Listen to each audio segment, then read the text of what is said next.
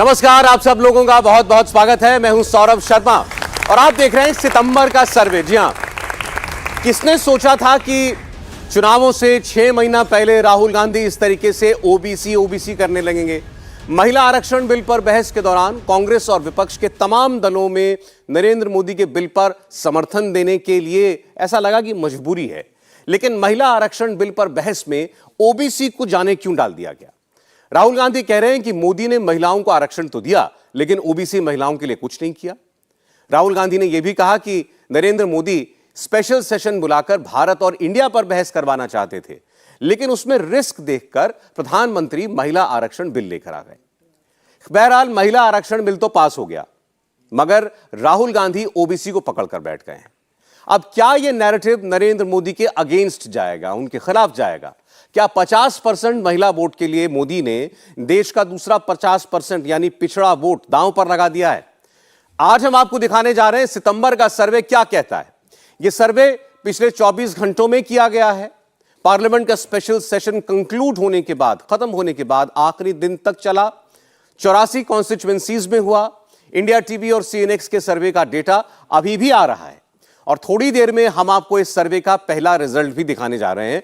उससे पहले इस वक्त देश की सियासत में क्या कुछ हो रहा है आपको बता दें। प्रधानमंत्री नरेंद्र मोदी आज अपनी कॉन्स्टिट्यूएंसी वाराणसी में है। आज वाराणसी में भी उन्होंने नारी शक्ति वंदन अभिनंदन नाम का एक कार्यक्रम किया है, जहां महिलाएं जो हैं उनका अभिनंदन कर रही हैं और वो महिलाओं के बीच में मौजूद हैं। और महिला आरक्षण बिल वो कैसे लेकर के आए, इसके लिए कैसे उन्होंने माहौल तैयार किया और कैसे देश की आधी आबादी को उसका अधिकार देने के लिए उनकी सरकार ने ये प्रयास किया, इसके बारे में वो बता रहे हैं। इसके अलावा आपको बता दें, प्रधानमंत्री नरेंद्र मोदी का जबरदस्त सम्मान और अभिनंदन दिल्ली में भी हुआ था। जब ये बिल पार्लियामेंट से पास होने के बाद वो पहली बार अपनी पार्टी के दफ्तर में गए और वहां प्रधानमंत्री नरेंद्र मोदी ने कहा था कि इस बार वो इतनी तैयारी करके ये बिल लेकर आए थे कि कोई भी दल, कोई भी सांसद, कोई भी नेता इसकी राह में कोई अड़ंगा न डाल सके। लेकिन दूसरी ओर राहुल गांधी बिल्कुल अलग पिच पर चल रहे हैं। राहुल गांधी ने अब ओबीसी कार्ड खेलने का सोच लिया है। राहुल गांधी कह रहे हैं कि मैं ये जानकर ही रहूंगा कि देश में आखिर ओबीसी की आबादी कितनी है। जाहिर है उन्हें वो भी जानते हैं कि 2014-2019 में ओबीसी वर्ग ने नरेंद्र मोदी का जबरदस्त साथ दिया था और अगर राहुल गांधी प्रधानमंत्री को अपदस्थ करना चाहते हैं अगले चुनाव में, तो वो ओबीसी वोट हासिल किए बगैर मुमकिन नहीं है। तो देखिए राहुल गांधी आज क्या कह रहे हैं। हमने बिल का सब पार्टियों ने, इंडिया ने, जो हमारा गठबंधन है, सब पार्टियों ने कहा हम इस बिल को पूरा समर्थन देते हैं, मगर इसमें हमारे 2-3 सवाल हैं। सवाल के जवाब दे दीजिए। पहला सवाल, इसमें ओबीसी महिलाओं के लिए रिजर्वेशन क्यों नहीं किया? महिला आरक्षण को लागू करने के लिए विधानसभा और लोकसभा की 33% सीटें महिलाओं को आज दी जा सकती हैं, मगर इन्होंने बहाना बनाया है। ये चाहते हैं कि महिला आरक्षण 10 साल में लागू हो। हम चाहते हैं कि महिला आरक्षण आज लागू हो।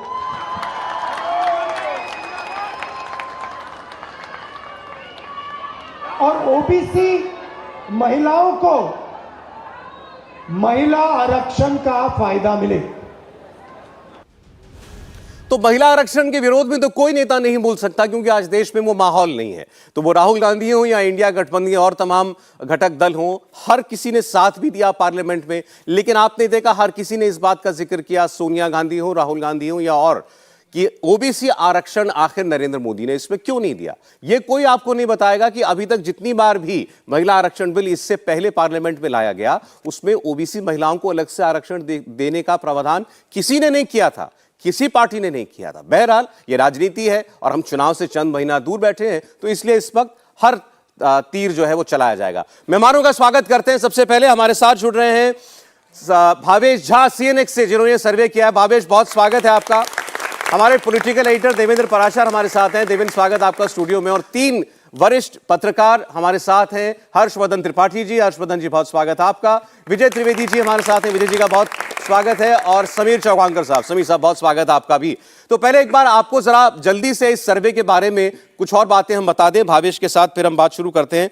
मैंने आपको बताया इंडिया अलायंस बना, उसके बाद का सर्वे, विशेष सत्र हुआ जिसमें महिला आरक्षण बिल पास हुआ, उसके बाद का ये सर्वे है। अभी तक भी सीएनएक्स की टीम जो है वो काम कर रही है अपना, और डेटा जो है वो पूरा कंपाइल किया जा रहा है। महिला आरक्षण जब कानून बन गया उसके बाद, विश्वकर्मा योजना प्रधानमंत्री ने लॉन्च की, उसके बाद भारत इंडिया का जो भी विवाद खड़ा करने की कोशिश की गई वो उसका भी जो भी नतीजा रहा लोगों के मन पर, इस सर्वे में आपको दिखाई देगा।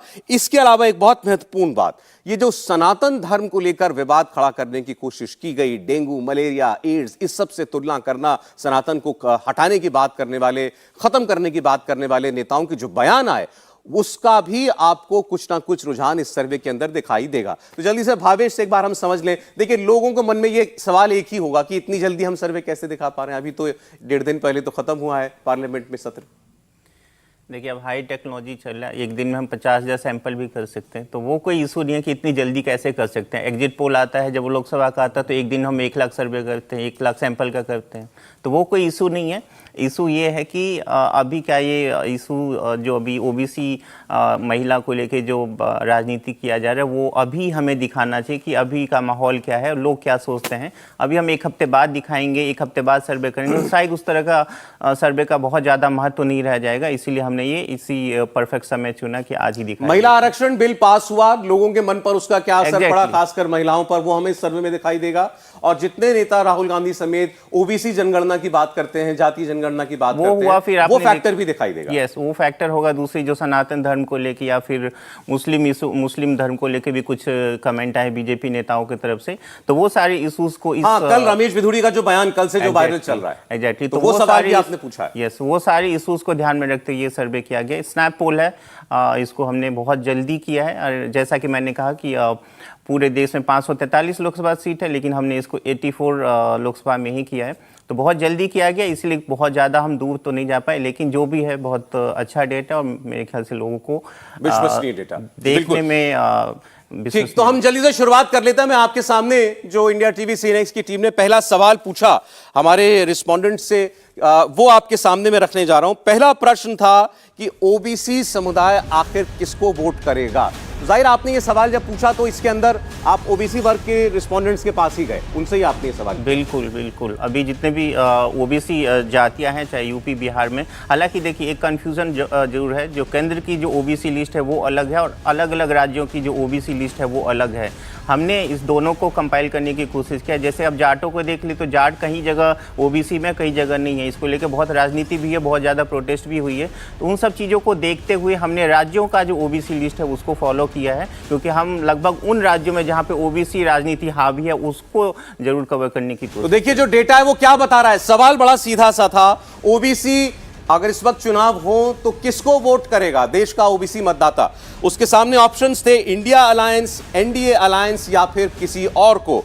एनडीए अलायंस यानी प्रधानमंत्री नरेंद्र मोदी के नाम पर वोट करने वालों की तादाद इस सर्वे में 56.37% है, यानी लगभग 56.5% ओबीसी वोटर्स ये मानते हैं कि उनका वोट प्रधानमंत्री नरेंद्र मोदी के नाम पर एनडीए को जाएगा। इसके अलावा सामने आप देखें इंडिया अलायंस को तो 30.52%, 30.5%। आप गैप देखिए ये कितना है, लगभग 26% का गैप है इंडिया और एनडीए गठबंधन के बीच में ओबीसी वोट को लेकर, जिसको लेकर इतना माहौल बनाने की कोशिश की जा रही है। पिछले चुनावों में जो अभी हाल फिलहाल में जो कर्नाटक के चुनाव हुए वहां से आप देखिए तो जातिगत जनगणना की बात कांग्रेस पार्टी, राहुल गांधी, तमाम लोगों ने की। सोनिया गांधी ने पार्लियामेंट में कहा कि जातिगत जनगणना क्यों नहीं कराई जाती। इसके अलावा इंडिया अलायंस के सारे दलों ने जो अपने रेजोल्यूशन पास किए उसमें यह मांग की कि जल्द से जल्द जातिवार जनगणना होनी चाहिए। बिहार के अंदर वो जातिवार जनगणना हो भी गई है, तो इस ऐसा नहीं है कि देश भर में उसको लेकर के लोगों के बीच में जागरूकता नहीं है। सब लोग समझते हैं कि जाति जनगणना कराने की मांग कहां से उठ रही है, कौन इसके पक्ष में है, कौन इस पर थोड़े हाथ पीछे खींचना चाहता है। लेकिन आप जवाब देख रहे हैं जो हमारे सर्वे में जिन लोगों ने इस प्रश्न का उत्तर दिया, 56.37% ओबीसी वोटर का मन जो है वो एनडीए की तरफ हमें झुकता हुआ दिखाई देता है। 30.52% हमारे इस सर्वे के दौरान ओबीसी समुदाय में जिन लोगों से सवाल पूछा गया वो इंडिया गठबंधन की ओर थोड़ा झुकाव रखते हुए हमें दिखाई दिए।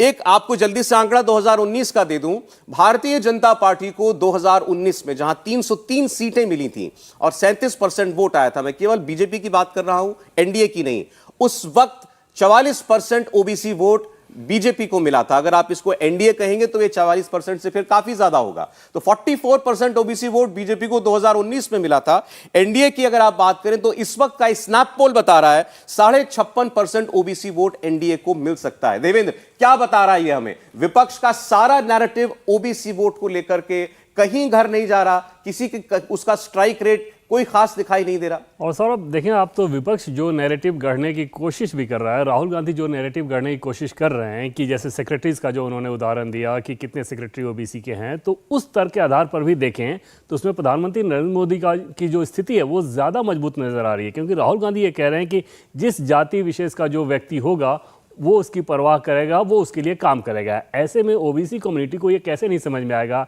कि अगर उनकी कम्युनिटी का व्यक्ति पहली बार देश का प्रधानमंत्री बना है, बीजेपी के चलते, कांग्रेस के चलते नहीं, कांग्रेस ने कभी नहीं बनाया, तो ऐसे में उनके सिंपैथाइजर ओबीसी कैसे नहीं हो सकते प्रधानमंत्री नरेंद्र मोदी के लिए। और इस तर्क में महिला आरक्षण में जो एक नैरेटिव गढ़ने की कोशिश की जा रही है, अभी तक उसका कोई करंट वैसा नज़र नहीं आ रहा है कि एक बड़ी चिंता की बात हो जाए बीजेपी के लिए।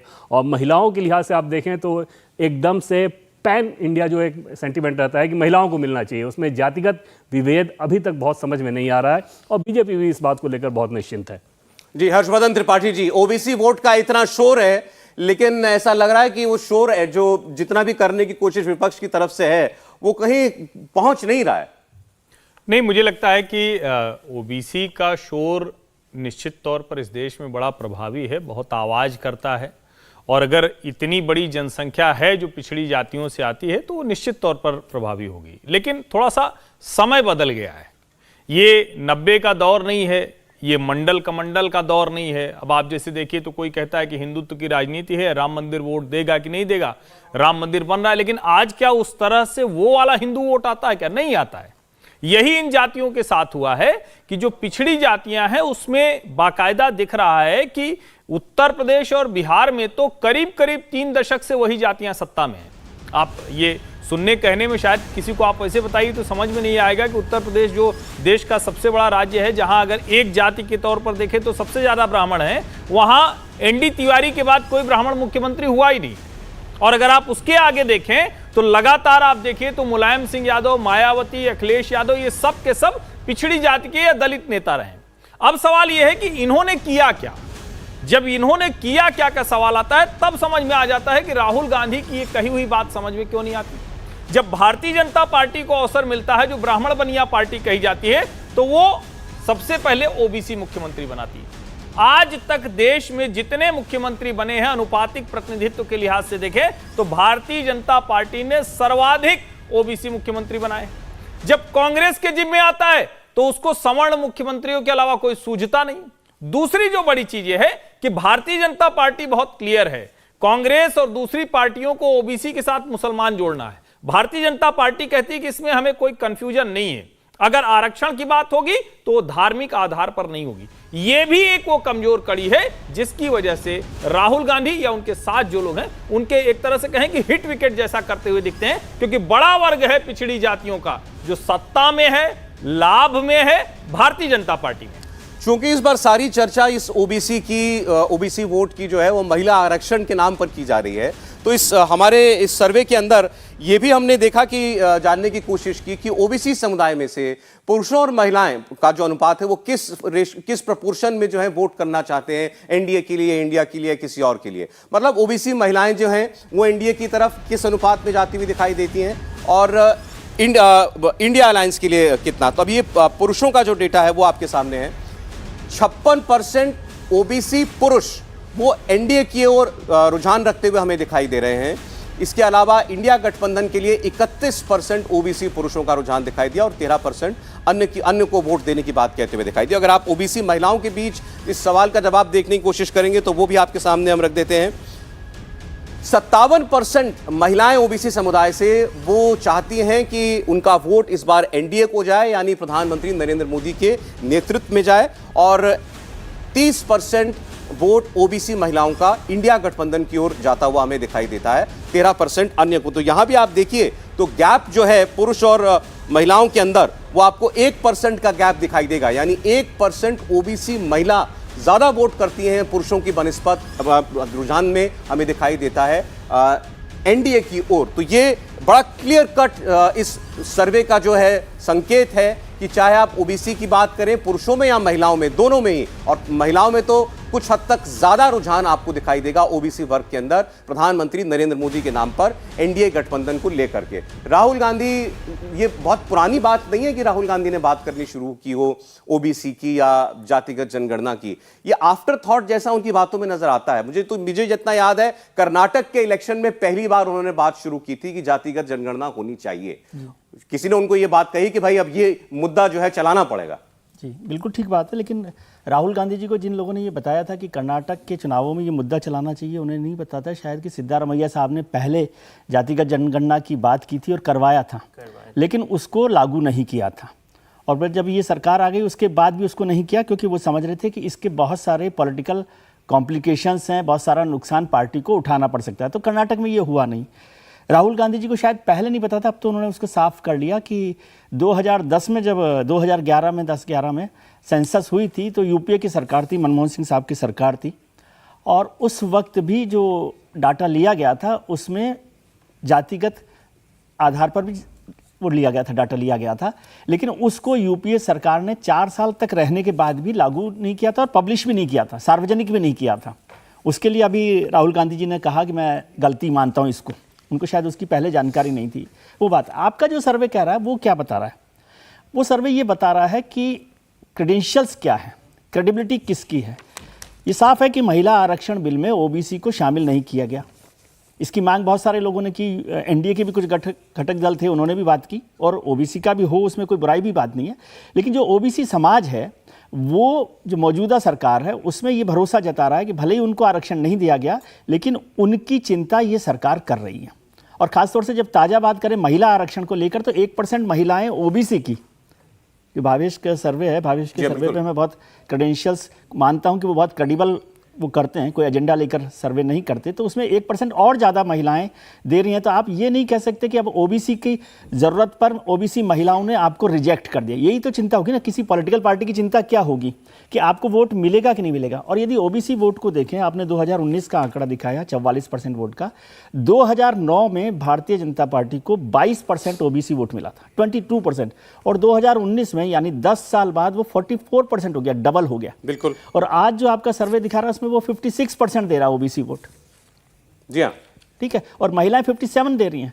यदि 2019 का वोटर भी देखें तो 67.2% महिला वोट था, 67 से कुछ कम, मतलब पुरुषों ने उससे कम वोट दिया था, और महिला का वोट भी बीजेपी को 36% मिला था। ये आंकड़ा आपको हैरान करता है? 2014 में 22% ओबीसी वोट, 19 में आके 44% हो गया, और आज का सर्वे ये बता रहा है हमको 56% ओवरऑल ओबीसी। नहीं, वो हैरान नहीं कर रहा, क्योंकि जैसे अमित शाह जी ने अभी पार्लियामेंट में जब डिबेट हो रही थी तो उन्होंने बहुत साफ तरीके से बताया कि भारतीय जनता पार्टी ने क्या किया, कि आज उनके 85 सांसद ओबीसी हैं, 350 से ज़्यादा एमएलए, 1300 में से 365 एमएलए ओबीसी हैं, 60 से ज़्यादा एमएलसीज हैं, और 29 ओबीसी मंत्री हैं। तो मतलब सरकार अपने काम पर लगी हुई है। मुख्यमंत्री जो हैं वो ओबीसी बनाए गए हैं, गवर्नर्स ओबीसी बनाए गए हैं। तो इसका मतलब है कि बिना आरक्षण के भी वो ओबीसी का रिप्रेजेंटेशन अपने संगठन में, अपनी सरकारों में दे रही है, और ये भरोसा उस समाज को दिखाई देता है जी। तो वो उस बात को रिजेक्ट करता है कि केवल आरक्षण देने से होगा कि नहीं होगा, आरक्षण की मांग से नहीं होगा। जैसे त्रिपाठी जी ने भी जिक्र किया कि आप आरक्षण की मांग तो करते रहे, लेकिन आपने कितना प्रतिनिधित्व उसको दिया है उस समाज को, वो नहीं। और मेरी और आपकी बात नहीं है, ये आपका सर्वे बता रहा है कि ओबीसी समाज को इससे ज़्यादा फर्क नहीं पड़ा। ये तो बिल्कुल ताज़ा है ना, अभी तो जख्म कह लीजिए या खुशी कह लीजिए, दोनों ताज़ा है। उस समय लोगों ने, ओबीसी महिलाओं ने आपको सपोर्ट किया। तो ये नरेंद्र मोदी का या महिला आरक्षण बिल पर इस बात की जिद को कि ओबीसी आरक्षण होना ही चाहिए था और इससे ओबीसी का नुकसान हो रहा है, उस बात को खारिज करता है। नहीं, अगर कोई विपक्ष का नेता या कोई पार्टी ये सर्वे देखेगी तो उनको तो बड़ा झटका लगेगा। भाई, इतना माहौल बनाने के बाद, जातिगत जनगणना के लिए इतना शोर मचाने के बाद, सर्वे ये कहता है कि 2019 के चुनाव नतीजों के तुलना में आज की परिस्थिति में 12% ज्यादा ओबीसी वोट मिल सकता है भारतीय जनता पार्टी। सौरभ जी, इसमें एक महत्वपूर्ण बात समझिए। देखिए, दरअसल लोग क्लासिफिकेशन वो गड़बड़ कर देते हैं। जातियों को आप जिस तरह से देखते हैं, जब आप अनुसूचित जाति जनजाति की बात करते हैं तो वहां आप समाज में दबे कुचले हैं, और इसे हम सबको स्वीकार करना चाहिए और अपना व्यवहार जीवन में सुधारना चाहिए कि जाति के आधार पर किसी पर टिप्पणी न करें। लेकिन वो टिप्पणी अनुसूचित जाति जनजाति पर होती रही है। वो छुआछूत, भेदभाव, किसी तरह से किनारे कर देना, समाज में एक नीचे रखने की कोशिश पिछड़ी जातियों में नहीं होती रही। आप पिछड़ी जातियों में जो जातियां आती हैं, वो हो सकता है कि आरक्षण का लाभ जिसको मिले वो लेना ही चाहेगा, कई जातियां चाह रही, लेकिन क्या सवर्णों से इकोनॉमिक और सोशल पैरामीटर में ओबीसी जातियां बहुत पीछे हैं? तो आप देखेंगे कि देश के कई राज्यों में तो जो ओबीसी आने वाली जातियां हैं वो ज्यादा संपन्न हैं, प्रभावी हैं, और एक खेतीहर समाज रहा है। इसके पास खेत रहा है, इसके पास पशु रहे हैं, इसके पास कारोबार रहा है। तो जब हम इनकी तुलना उससे करते हैं, और इसीलिए जब भारत की संविधान सभा बैठी थी तो वो बड़ी स्पष्ट थी। उसने कहा हमें किसकी हैंड होल्डिंग करनी है? जो एससी एसटी हैं, शेड्यूल्ड कास्ट और शेड्यूल्ड ट्राइब। अब पता नहीं आज के नेता ये बात क्यों नहीं समझ पा रहे हैं, उनको ये समझ में क्यों नहीं आ रहा है कि ओबीसी की जो आप राजनीति कर रहे हो, ओबीसी सत्ता में बैठा है। भाई, वो बात आप सही उसको भी, गलत आपकी तरीके बात से देख सही रहे हैं। है, लेकिन फिर भी ये बात आकर्षण तो पैदा करती है ना कि आपके लिए इतना बड़ा, इतने सारे राजनीतिक दल ओबीसी की बात करते हो, फिर वो बात आगे बढ़कर कोटा में जाएगी, रिजर्वेशन के लिए और रिजर्वेशन की मांग पर बढ़ेगी, तो किसी को भी वो आकर्षित लुभाने वाली बात तो है, लेकिन वो लुभा नहीं पा रही। सौरभ, इसमें एक लाइन और जोड़ देता हूं कि डॉक्टर अंबेडकर का नाम हम बार बार जोड़ते हैं। जब भी आरक्षण की बात होती है, बाबा साहब की बात करते हैं, लेकिन संविधान सभा की जिसकी बात हम लोग कर रहे थे, कॉन्स्टिट्यूशन असेंबली में भी इस पर डिबेट हुई है बड़ी, ओबीसी को लेकर भी हुई और एससी एसटी को लेकर भी हुई, और तब भी ये बात खारिज कर दी गई कि केवल जो डिप्रेस्ड हमारी सोसाइटी है वो एससी एसटी की सोसाइटी है, और इसलिए उस समय भी तो दे सकते थे आरक्षण, तो उस समय भी नहीं हुआ। तो कम से कम डॉक्टर अंबेडकर का नाम इससे ना जोड़े, बाकी जो करना है वो ठीक है। देखिए, अभी तो हम लोग केवल अभी की बात हम लोग इस परिप्रेक्ष्य में कर रहे हैं कि पूरा विपक्ष का जो भी रेनबो अलायंस है, कोएलिशन है, इंडिया गठबंधन, उसका सारा जोर इस वक्त जाति जनगणना पर है, कास्ट पॉलिटिक्स के ऊपर है, ओबीसी वोट तक कैसे पहुंचा जाए उस पर है। लेकिन ये सर्वे कहता है कि उसकी सारी कोशिशों का नतीजा अभी तो उसको मिलता हुआ दिखाई नहीं दे रहा है, बल्कि उल्टा हो रहा है। अभी 2019 से लेकर आज 2023 तक नरेंद्र मोदी की सरकार में जो कुछ भी काम हुआ हो, या नरेंद्र मोदी ने अपनी ओर से जो भी कुछ ओबीसी समुदाय के लिए कहा या किया, 12% वोट 2019 की तुलना में ज्यादा मिलता हुआ दिखाई देता है एनडीए को। समीर जी, बिल्कुल, मैं एक बात जोड़ना चाहता हूं इसमें सरोज जी। 12 अगस्त 2021 को नीतीश कुमार बिहार के मुख्यमंत्री और विपक्ष के नेता तेजस्वी यादव प्रधानमंत्री मोदी से मिलने दिल्ली आए थे, और वहां पर उन्होंने जातिगत आरक्षण की मांग की थी। प्रधानमंत्री मोदी ने कहा था कि नीतिगत कारणों से 2021 में जाति को जनगणना में शामिल नहीं किया जाएगा लेकिन प्रधानमंत्री ने हंसते हुए नीतीश कुमार से यह भी कहा था कि करने के लिए जाति के लिए बहुत है, सिर्फ जनगणना ही नहीं है, जमीनी स्तर पर बहुत किया जा सकता है।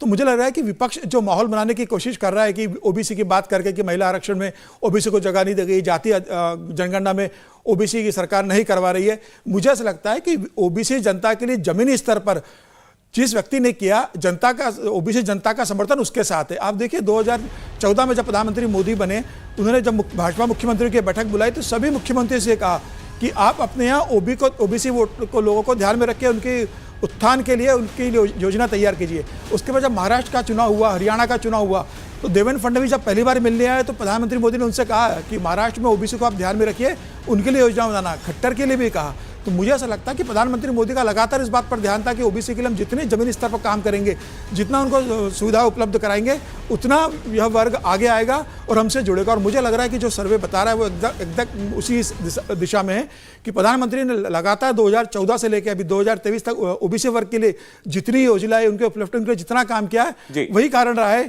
कि विपक्ष गठबंधन के ओबीसी जाति की जनगणना की मांग करने के बाद भी वोटर आज भी मोदी के साथ जुड़ा हुआ है, बढ़ रहा है इनफैक्ट, और अच्छी खासी तादाद में बढ़ता हुआ दिखाई देता है। तो हमने आपको बताया इंडिया टीवी CNX का पोल, ओबीसी समुदाय का रुझान इस वक्त किस ओर जाता हुआ दिखाई देता है? नरेंद्र मोदी के नाम पर ओबीसी समुदाय और एक पुश बढ़कर वोट करता हुआ दिखाई दे रहा है। अगर आज चुनाव हो जाए तो हमने आपको ओबीसी वर्ग के अंदर महिलाओं का खास तौर पर बढ़ता हुआ रुझान उसके बारे में भी बताया। खास तौर पर दो राज्य जहां बीजेपी को बंपर कामयाबी 2019 में मिली थी, यूपी और बिहार, जहां पर आप जाति की पॉलिटिक्स कह लीजिए या इस वक्त जातिगत जनगणना का शोर सबसे ज्यादा मचाया जा रहा है, वहां के उन राज्यों के आंकड़े क्या कहते हैं? उन राज्यों की ओबीसी जातियों का सर्वे आपको दिखाएंगे एक छोटे से ब्रेक के बाद। वेलकम बैक, आप देख रहे हैं इंडिया टीवी CNX का ये सबसे ताजा सर्वे स्नैप पोल। विशेष सत्र खत्म होने के बाद, महिला आरक्षण का कानून बनने के बाद और इसके अलावा ओबीसी को लेकर के जितना शोर इस वक्त देश भर में है, राहुल गांधी बार बार जातिगत जनगणना की बात कर रहे हैं, उसको लेकर भी इस सर्वे में सवाल था। हमने आपको ब्रेक से पहले दिखाया कि ओबीसी समुदाय में इस वक्त नरेंद्र मोदी कितने लोगों को पसंद है, महिलाओं और पुरुषों में अलग अलग इंडिया और एनडीए को लेकर के क्या राय है। एक सवाल यहां पर ऑडियंस में हमारे बीच से हमारे मेहमानों के लिए पूछिए। मेरा नाम जानवी है। मेरा ये सवाल है कि इस बिल के पास होने से हर वर्ग की महिला को कैसे इक्वल पार्टिसिपेशन मिल सकता है? कोई भी जवाब दे सकता है आप में से इसका। विजय जी जवाब दे दें। जी, इस बिल में 33% रिजर्वेशन पूरी सभी महिलाओं को दिया गया, उसमें कोई खास स्पेसिफिक नहीं किया गया, तो हर वर्ग की महिला उसमें आ सकती है। इसको थोड़ा सा पीछे चलना पड़ेगा। अभी सब जो लोग हैं इसके बिल के विरोध में जो लोग बात कर रहे हैं वो कहते हैं कि सो कॉल्ड परकटी महिलाएं, नेताओं की बीवियां, ऑफिसर्स की बीवियां आएंगी, तो वो ज़माना बदल गया। जब ये 96 में बिल आया था ना, तब थोड़ी बात इस हद तक थी। अभी क्या हो रहा है कि पिछले 20 साल में, 25 साल में हमारा जो पंचायतों का चुनाव है, नगर पालिकाओं का चुनाव है, लोकल बॉडीज़ का चुनाव है, उसमें 15 लाख, समझते हैं आप नंबर, 15 लाख महिलाएं नेतृत्व कर रही हैं, लीड कर रही हैं। और वो महिलाओं ने एक नई नेतृत्व की पीढ़ी तैयार की है। जब ये रिजर्वेशन होगा तो उन्हीं महिलाओं में से पार्टीज़ को अपना रिप्रेजेंटेशन चुनना पड़ेगा, अपने नेता चुनने पड़ेंगे जो विधानसभा का चुनाव लड़े, लोकसभा का चुनाव लड़े, और उसमें उन सभी जातियों का, सभी हिस्सों का समावेश होगा। इसलिए ये कहना कि केवल अफसरों की बीवियाँ, नेताओं की बीवियाँ केवल वो आएंगी, और वो यदि ये तर्क है तो फिर तो अभी ये वाला भी चुनाव बंद कर देना चाहिए। यहाँ भी अभी डिनेस्टी चल रही है बहुत सारी। जी बिल्कुल।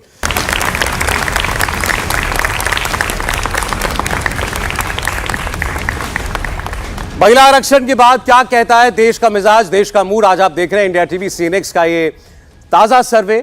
ओबीसी की पॉलिटिक्स इस वक्त जबरदस्त तरीके से चल रही है, लेकिन ये पॉलिटिक्स होती क्या है ये समझना बड़ी टेढ़ी खीर है। जब जाति इंपॉर्टेंट होती है तो बाकी सब कुछ पीछे छूट जाता है। कौन कितना काबिल है, कौन किसके पास कितना एक्सपीरियंस है, कुछ मायने नहीं रखता।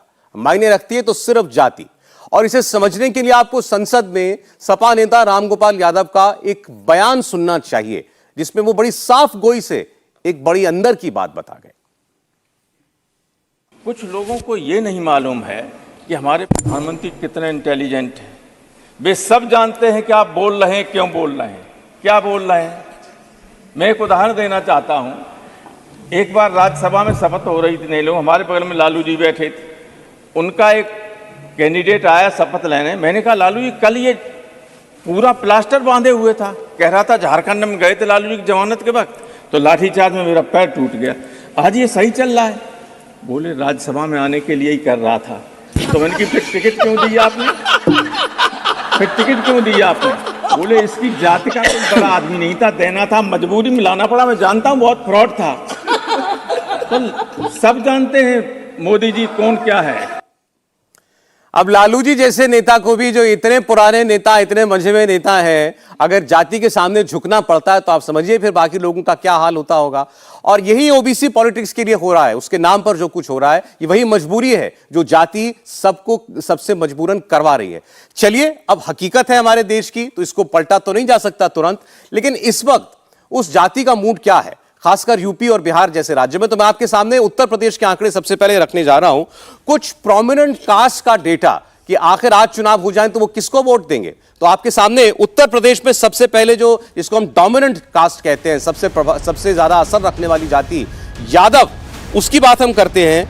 इंडिया अलायंस के पक्ष में 70% तक यादव वोट जा सकता है। आज के हालात के अंदर इंडिया अलायंस को मिल सकता है 22% वोट। तो ये यूपी में यादव कम्युनिटी का अगर ये रुझान है तो देखकर कोई बहुत ज्यादा आश्चर्य की बात नहीं है। अब आप आगे देखिए कुर्मी समुदाय। मैं फिर बता दूं, उत्तर प्रदेश की बात में कर रहा हूं और ये सब ओबीसी समुदाय की जातियां हैं। 61% कुर्मी समुदाय में एनडीए को लेकर के हमें रुझान दिखाई दिया। 30% तक कुर्मी वोट इंडिया अलायंस के पास जा सकता है, यानी दुगना वोट जो है इंडिया अलायंस से एनडीए को मिलता हुआ दिखाई देता है। लोध जाति की तरफ देखिए, 70% लोध जाति का वोटर एनडीए के लिए यानी नरेंद्र मोदी के लिए दिल में भाव रखता है। 20% इंडिया अलायंस के लिए। केवट मल्ला निषाद पार्टी के जो साथी हैं, अभी मैं उस जाति की बात कर रहा हूं जो कि एनडीए के साथ हैं, 73% तक ये वोट कर सकते हैं एनडीए के लिए, 22% इंडिया अलायंस के लिए। ऐसे अगर आप जाट वोटर की बात करें जिसका पश्चिमी उत्तर प्रदेश में अच्छा खासा प्रभाव है, 45% तक ये वोट एनडीए को मिल सकता है और 51% तक इंडिया अलायंस को। ऐसे गुर्जर समुदाय है, मौर्य समुदाय है जिनमें आपको एक अच्छा खासा जोर जो है वो बीजेपी एनडीए के लिए दिखाई देता है, इंडिया अलायंस के लिए कम रुझान दिखाई देता है। सबसे पहले तो हर्षवर्धन जी, मतलब जाति के बगैर अभी यूपी और बिहार की बात तो हम नहीं सोच सकते। नहीं, जाति के बगैर सोच नहीं सकते, लेकिन जातियों का मामला बहुत ठीक से बदला है। जैसे बड़ा एकदम मुझे लगता है कि भावेश जी को इसके लिए बधाई देनी चाहिए। यादव मतदाता 22% आ रहा है और कुर्मी मतदाता 61% एनडीए के पास आ रहा है। एक तरह से देखें तो अगर जो कुर्मी की पार्टी मानी जाती है यानी पटेल मतदाता, उत्तर प्रदेश का पटेल, तो उनकी पार्टी है अपना दल। अब वो अपना दल सोनेलाल पटेल जी की 2 बेटियों में बट गई है। एक अनुप्रिया पटेल जो अपना दल सोनेलाल है और दूसरी पल्लवी पटेल और उनकी माता जी यानी कृष्णा पटेल और पल्लवी पटेल की पार्टी। अब कैसे ये जातियां अपने लिहाज से करती हैं खेल कि उप मुख्यमंत्री केशव प्रसाद मौर्य की सीट पर अनुप्रिया पटेल प्रचार भी करने जाती हैं तो भी पटेल उनको वोट नहीं देता है। वो वोट किसको करता है? उसको वहां पल्लवी पटेल दिख रही थी। और ऐसे ही उत्तर प्रदेश के अलग अलग हिस्सों में यह दिखा। इसका मतलब जातियों में भी राजनीतिक तौर पर पार्टी से इतर प्रत्याशी दिखने लगा है। और यह हर पार्टी के लिए चिंता की भी बात है, क्योंकि आप ये सोचते हैं कि एक किसी नेता को पकड़ेंगे, एक पार्टी अपने खांचे में लाएंगे और पूरा वोट दुरुस्त। अब यह नहीं होने वाला है। दूसरा जो यादवों का है, मैं अपना अनुभव बता रहा हूं, 2022 के विधानसभा चुनाव में फूलपुर है एक जगह, फूलपुर कस्बा, बाजार, लोकसभा, विधानसभा सब है। वहां पर एक दुकान पर मैं बैठा था, मैंने पूछा तो उन्होंने कहा भैया ये चला ग्रहण मोदी के दे, हम क्या करिए, हम तो तबो यहीं रहे। यानी मौलाना साहब कह रहे थे कि यादव जी 2019 के चुनाव में चले गए थे मोदी के साथ। ये जो डायनेमिक्स बदला है, यानी ओबीसी पॉलिटिक्स में एक बड़ा वर्ग है जो जाति से इतर प्रत्याशी और प्रत्याशी से इतर नेशनल पॉलिटिक्स में अपने मुद्दों की तरफ देख रहा है, और ये सर्वे उसी को एस्टैब्लिश करता हुआ दिख रहा है। देखिए, जितना भी हमने जातियों की बात की उत्तर प्रदेश में, एक आप यादव को छोड़ दें तो इसके अलावा बाकी तमाम ज्यादातर प्रोमिनेंट ओबीसी जातियां जो हैं वो आपको एनडीए की ओर ज्यादा रुझान रखती हुई दिखाई देंगी, यानी उनकी पहली पसंद एनडीए, नरेंद्र मोदी है। इसमें भी अगर कुछ हद तक आपको लगभग बराबरी का मामला दिखाई देगा और यहां एनडीए थोड़ा सा पीछे छूटता हुआ दिखाई देता है विपक्ष के साथ में, तो वो जाट समुदाय है। तो यादव और जाट को अगर छोड़ दें तो बाकी ज्यादातर मैं कहूंगा 90% ओबीसी जो है वो हमें एनडीए की तरफ झुकता हुआ दिखाई देता है। बिल्कुल सर, इसको 2 हिस्सों में लेकिन समझना चाहिए। अगर लोकसभा चुनाव के लिहाज से अगर आप देखें तो बिल्कुल ये सर्वे आपको उसी रूप में है जो कि ग्राउंड पे सिचुएशन है, लेकिन जब विधानसभा की स्थिति आती है तो वहां पे फर्क पड़ जाता है। उत्तर प्रदेश की अगर बात करें तो जैसा कि आपने बताया कि नॉन यादव ओबीसी में बीजेपी को कोई समस्या नहीं है, खासतौर पर तब जब आपके पास ओम प्रकाश राजभर हैं, निषाद हैं, अनुप्रिया पटेल हैं। विधानसभा में जरूर फर्क पड़ जाता है अगर ये ना रहे तो भी, अगर लोकसभा में अगर ये ना भी रहे तो भी प्रधानमंत्री नरेंद्र मोदी ऐसे हैं जो कि इस बैरियर को तोड़ते हैं। जाटों को लेकर जरूर एक बड़ा कंसर्न बीजेपी का हमेशा से ही रहता है, लेकिन लोकसभा चुनाव में वहां भी लगभग ऑलमोस्ट जैसा कि डाटा दिखा रहा है वैसी स्थिति रहती है, क्योंकि इनके कई सारे ऐसे जाट सांसद हैं जो कि अच्छा काम कर रहे हैं और उसके सहारे ये लेकर आ जाते हैं। लेकिन अभी भी जाटों का जो बड़ा हिस्सा है वो चौधरी अजीत सिंह की लेगेसी में ही विश्वास करता है, चौधरी चरण सिंह की लेगेसी में ही विश्वास करता है और उसी परंपरा को उनके सुपुत्र भी आगे बढ़ा रहे हैं। लेकिन जाटों को लेकर बीजेपी की कोई बहुत बड़ी चिंता हो उत्तर प्रदेश में, ऐसा बिल्कुल नजर नहीं आता। हरियाणा में तो है ही नहीं, जिसके घर अभी हम लोग उसकी चर्चा नहीं कर रहे हैं, लेकिन हरियाणा में भी वो कंसर्न नहीं है। उत्तर प्रदेश में भी पार्टी ये मानकर चलती है कि 40 से 50% के बीच हमें आ जाएगा लोकसभा चुनाव में। अभी बात हो रही थी, आप लोग जब पहले ओबीसी की बात हुई तो आप लोगों ने कहा कि ओबीसी ट्रेडिशनली कोई ऑपरेस्ड क्लास नहीं मानी जाती रही है, लेकिन अखिलेश यादव, क्योंकि हम यूपी की बात कर रहे हैं, तो अखिलेश यादव का बहुत ज्यादा जोर है जातिगत जनगणना पर, और बगल वाला राज्य बिहार में चूंकि ये काम हो गया है तो यूपी में उसके लिए ज्यादा शोर मचाया जा रहा है। जी नहीं, देखिए आपने जो सर्वे दिखाया, भावेश ने जो बात की, उससे एक बात और साफ हो रही है कि जिस ओबीसी ग्रुप की हम बात कर रहे हैं कि पूरे एक समुदाय है ओबीसी, वो ओबीसी समुदाय नहीं है ना। ओबीसी समुदाय जातियों में बटा हुआ और जाति स्पेसिफिक लीडर्स हैं, ओबीसी का लीडर ही कोई नहीं है। यादव वोट को आपने देखा वहाँ इंडिया अलायंस में वो मिल रहा है, तो वो अखिलेश यादव के साथ है, समाजवादी पार्टी के साथ है। अभी चर्चा हुई ओम प्रकाश राजभर हैं, संजय निषाद हैं, अनुप्रिया पटेल हैं, तो वहाँ पर जाति जाति के राजनेता अलग अलग कास्ट के अपनी वोट बना रहे हैं। ओबीसी का कोई वोट बैंक उस तरह से नहीं बना। भारतीय जनता पार्टी ने क्या कोशिश की कि 2012 में जब अमित शाह भारतीय जनता पार्टी के प्रभारी महासचिव बने उत्तर प्रदेश के, तो उन्होंने एक बड़ा काम किया कि जो जातियाँ थीं जिस यादव के साथ थी ओबीसी में, और दूसरी दलितों में जो जाटव थी बीएसपी के साथ थी, उसके अलावा जो जातियां थी जिनको कोई मौका नहीं मिल रहा था, जिनकी हिस्सेदारी नहीं हो रही थी, उन पर फोकस किया। और वही एक बड़ी वजह जो दिखाई देती है आपको कि ओबीसी का एक बड़ा ग्रुप जो है, वोट जो है, वो भारतीय जनता पार्टी के साथ दिखाई दे रहा है। तो लेकिन ये कास्ट वाला है और इसलिए महत्वपूर्ण होता है। हम लोग सोचते हैं कि अभी जब बात हो रही है कि एनडीए में 38 पार्टियां हो गई, तो वो 38 पार्टियों का क्या है भाई साहब कि एक पार्टी के पास एक सीट पे 10,000 वोट भी है ना, तो वो 10,000 वोट बहुत फर्क डालते हैं। एक छोटी सी कॉन्स्टिट्यूंसी का उदाहरण बताता हूँ। पिछली बार 2019 में मछली शहर एक कॉन्स्टिट्यूंसी है उत्तर प्रदेश की, उसमें भारतीय जनता पार्टी के उम्मीदवार 181 वोटों से जीते हैं। वहाँ ओम प्रकाश राजभर की पार्टी को 15,000 वोट मिले। तो आप सोच लीजिए कितना मुश्किल था। अब राजभर साहब आ गए तो वो 15,000 वोट भारतीय जनता पार्टी को थोड़ी सी राहत की सांस देते हैं। इसलिए वो छोटी छोटी पार्टियां, छोटे छोटे नेता जो रामगोपाल जी बात कर रहे हैं, उसकी वजह से उनका वजन होता है कि वो पार्टियां या वो नेता उनको जिताने में मदद करते हैं। ओबीसी कोई होमोजेनियस क्लास है ऐसा नहीं है, और वो विचारधारा वाले भी नहीं है। राजभर साहब आज मोदी साहब के साथ हैं, कल राहुल गांधी जी के साथ होंगे, परसों अखिलेश यादव, ये आज कल परसों भी मुझे पता नहीं, क्योंकि अभी प्रोग्राम में मैं चर्चा कर रहा हूँ राजभर साहब भारतीय जनता पार्टी के साथ हैं, शाम को प्रोग्राम खत्म हो तब कहीं और हो, ये भी नहीं है। तो वो विचारधारा के साथ नहीं चल रहे, वो अपनी सत्ता, अपनी राजनीति कहाँ सबसे ज़्यादा फायदा पहुँचा रही है, कहाँ 2 टिकट उनको मिल सकते हैं, उसके साथ चलते हैं। और उनका जो वोट है वो भी नेताजी के साथ चलता है, इसलिए उनकी थोड़ी ताकत बनी रहती है। अब देखिए, वैसे तो हर कोई जाति से बंधा हुआ है, क्या अगड़ी, क्या पिछड़ी, क्या शेड्यूल कास्ट, क्या ट्राइब, लेकिन क्या ये थोड़ी जाति नहीं है कि हम लोग ये बात करते हैं कि इस फलां जाति का नेता ये है? तो हर वोटर जो है, जरूरी नहीं कि अपने किसी नेता के कहने पर कहीं भी हाँक दिया जाता है या कहीं भी वो चल पड़ता है। क्या आज आपको इतने पिछले कुछ चुनावों के डेटा को देखते हुए, वोटिंग पैटर्न देखते हुए, आपको वो जाति कहीं ना कहीं टूटती हुई भी दिखाई देती है कि किसी के काम पर, या नरेंद्र मोदी जैसा व्यक्ति है तो उसके नाम पर कहीं जाति का विभाजन टूटता हो? बिल्कुल, जैसे भावेश जी का सर्वे बता रहा है कि अगर 22% यादव के और बीजेपी को मिल रहे, तो ये बताता है कि प्रधानमंत्री मोदी का जो काम है उसके कारण जो अखिलेश यादव का बड़ा मजबूत वोट बैंक था, उसमें से भी 22% भारतीय जनता पार्टी के साथ आ रहे हैं। मुझे लग रहा है कि आने वाले समय तो और यादव जुड़ेंगे।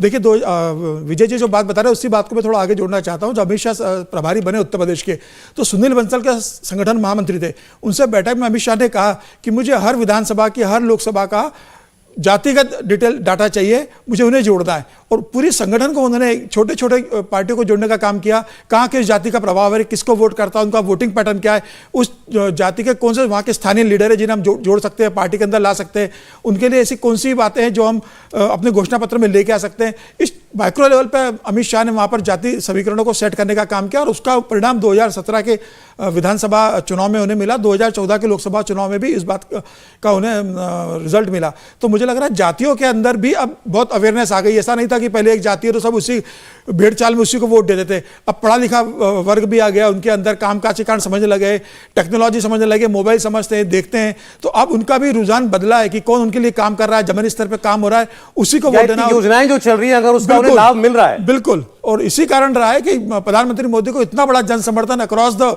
जातियों में मिल रहा है। ओबीसी में तो कोई एक जाति है नहीं, 100, 200, 400 जातियों के छोटे ने बटा हुआ है।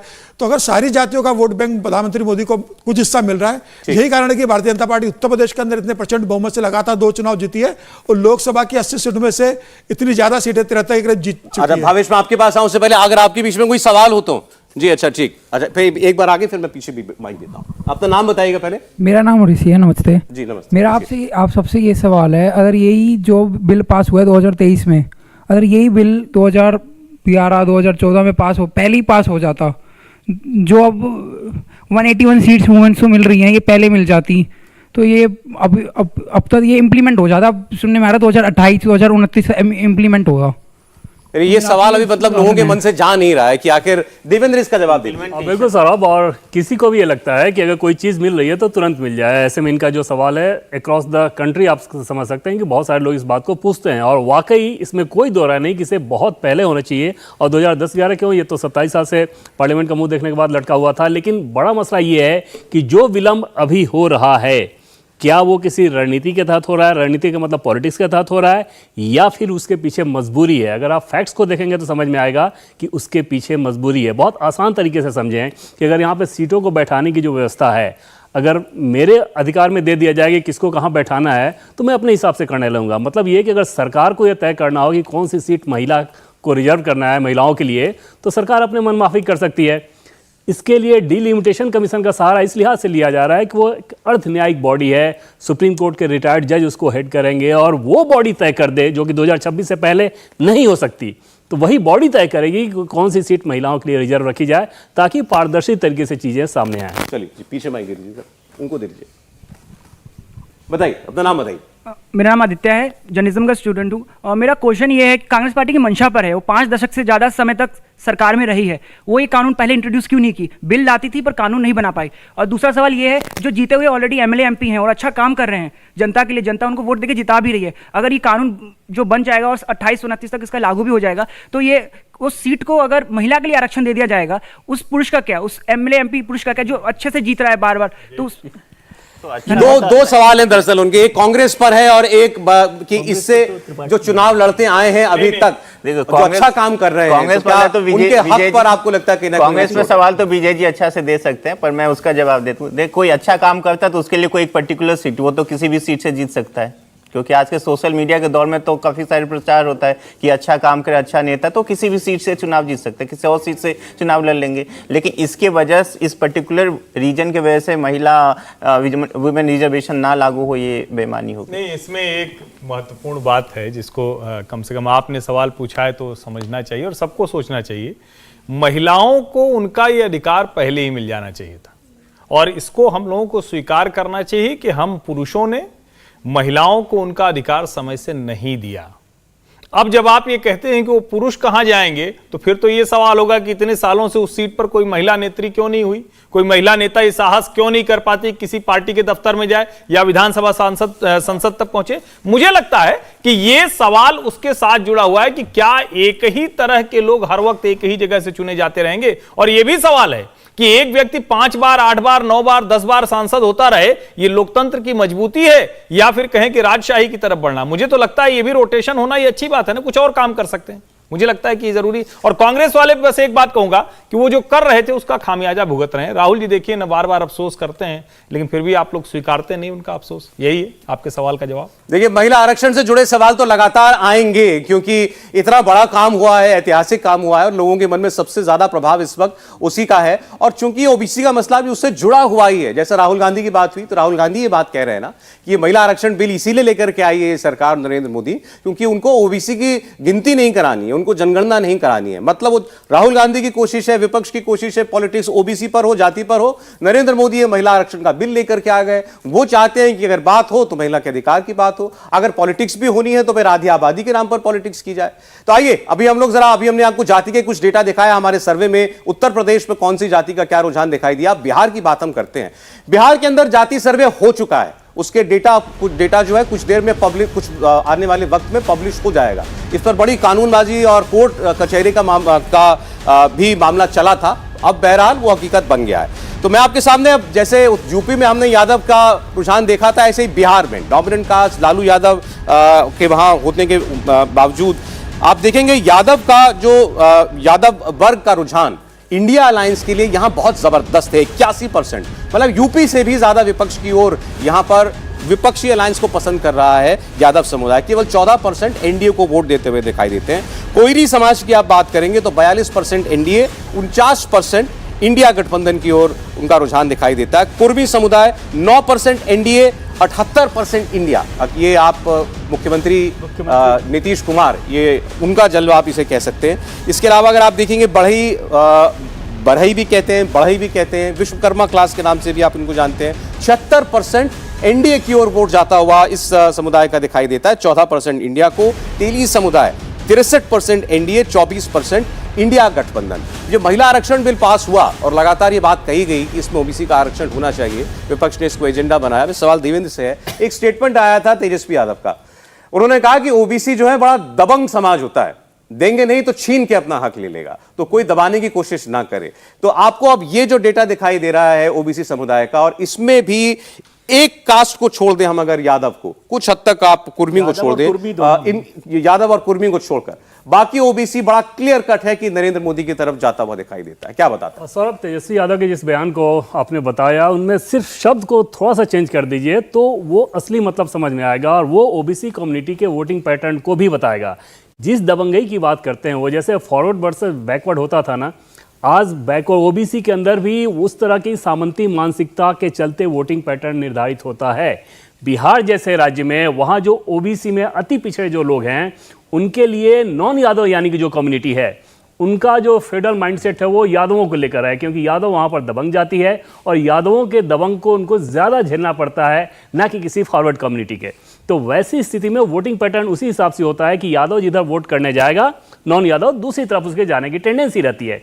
दूसरी चीज़ कि कुर्मी वोट में इसमें कोई दो राय नहीं कि उन लोगों के लिए नीतीश कुमार सबसे प्रोमिनेंट आज भी हैं, हालांकि उनकी संख्या बिहार में लगभग 1.5% के आसपास ही सौरभ है।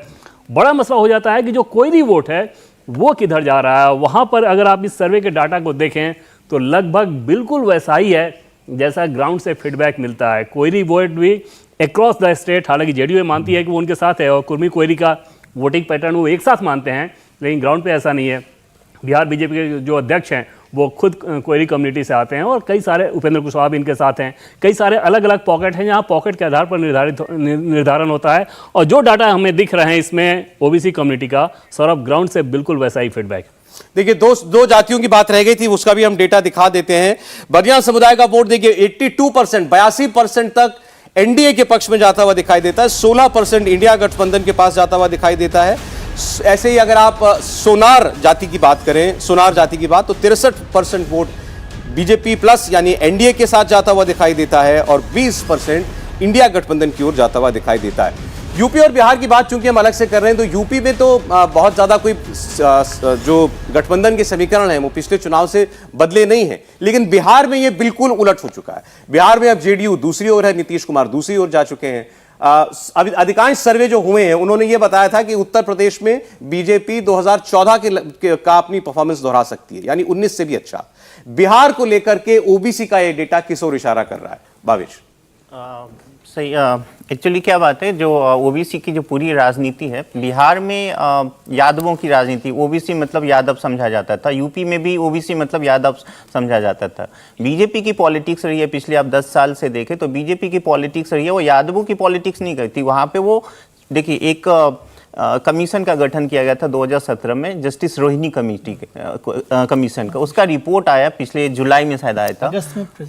उसके अकॉर्डिंग ये रिपोर्ट में गया 2633 जातियां हैं ओबीसी में, सिर्फ यादव नहीं है। तो बीजेपी का फोकस वो 2633 में जो यादव माइनस करके है उसी में आपको ये दिखेगा, जो अलग अलग ओबीसी की जो जातियां उस पर फोकस है बीजेपी। आप देखिए जैसे उन्होंने कुशवाहा समाज के वोट को लगभग 50-50 कर दिया। जो बीजेपी ने उन्होंने वहाँ पे जो प्रेसिडेंट बनाया है, जो सम्राट चौधरी को जो बनाया, चाहे उपेंद्र कुशवाहा को लेके आए, बीजेपी की यह रणनीति है कि जो समाज वहाँ पे दबंग है, वहाँ पे जो यादव का, जैसे अभी देवेंद्र जी बात करें तो यादवों का वहाँ पे एक और इंटरेस्टिंग फैक्ट बताता हूँ। बिहार में नीतीश कुमार ने एक कमेटी का गठन किया था, बंदोपाध्याय कमेटी, उस भूमि सुधार को लेके था। उस कमेटी की रिपोर्ट के अकॉर्डिंग ये था कि पिछले 15 साल में बिहार में जो जमीन का जो आदान प्रदान हुआ सबसे ज्यादा कुर्मी और यादवों का हुआ है। यादव और कुर्मी सबसे ज्यादा वहां पे दबंग बने और सबसे ज्यादा पैसे के मामले में सबसे ज्यादा सबल हुए हैं। तो भाई बाकी कास्ट का क्या होगा? तो ये जो आपको नतीजा दिख रहा है, इसी का नतीजा दिख रहा है कि यादव और कुर्मी के अलावा जितने भी अदर कास्ट है, अदर बैकवर्ड क्लास है, वो बीजेपी के साथ कहीं ना कहीं अपने आप को जोड़ते हुए। इसलिए मेरा सवाल ये था कि यादव और कुर्मी को छोड़कर अगर बाकी ओबीसी आपको बिल्कुल एक मुश्त दिखाई दे रहा है, एनडीए की ओर झुका हुआ, खड़ा हुआ है बीजेपी के साथ, तो क्या नीतीश कुमार के जाने का वैसा नुकसान होगा जिसकी चर्चा बहुत लोग करते हैं? नहीं, उनका नुकसान इसलिए नहीं होगा क्योंकि वो कुर्मी वोट आपने देखा ना, जिसका पहले भी मैंने जिक्र किया कि ये सब जाति के नेता हैं। और जो अमित शाह की जो पॉलिटिक्स थी, जिसे बाद में एक बहुत अच्छा नाम कॉइन किया गया सोशल इंजीनियरिंग का, कि जो जातियां, यादव जातियां, खासतौर से ओबीसी की मुलायम सिंह यादव और लालू यादव के साथ रही। लालू यादव आज ज़्यादा बड़े स्ट्रांग लीडर हैं अखिलेश के मुकाबले में, इसलिए 81% वहाँ दिखाई दे रहा है। नीतीश कुमार जी के पास 78% वोट तो दिख रहा है, लेकिन वो ओवरऑल वोट ही बिहार में 1.5% 2% है, तो उसका बहुत बड़ा असर नहीं दिखाई दे रहा। और आप देख रहे हैं कि जनता दल यूनाइटेड की जो वो सीट्स हैं वो लगातार कम होती जा रही हैं, और वो हमेशा किसी न किसी के साथ चुनाव जीतते हैं, चाहे वो आरजेडी हो या बीजेपी हो। तो उनको उस तरह से नीतीश कुमार के बीजेपी से जाने में बीजेपी को कोई नुकसान होने वाला नहीं। जैसे अभी रोहिणी कमीशन का जिक्र किया गया, तो रोहिणी कमीशन में जो 2600 से ज़्यादा जातियाँ थी, उसमें 936 जातियाँ, आपको ध्यान देना पड़ेगा, 936 जातियों पर रोहिणी कमीशन ने कहा कि इन जातियों को कोई मौका ही नहीं मिला है। बिल्कुल, जो ओबीसी आरक्षण का जो फायदा है उनको नहीं मिला, उन जातियों को कहा गया। तो इसका मतलब था कि ओबीसी का भी जो आरक्षण था वो कुछ खास समुदाय, खास जातियों को मिला।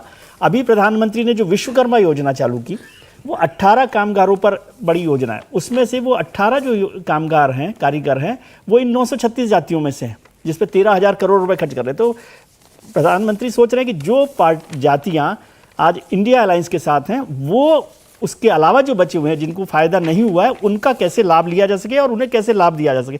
इसमें एक छोटी सी बात जोड़ देता हूँ कांग्रेस को लेकर।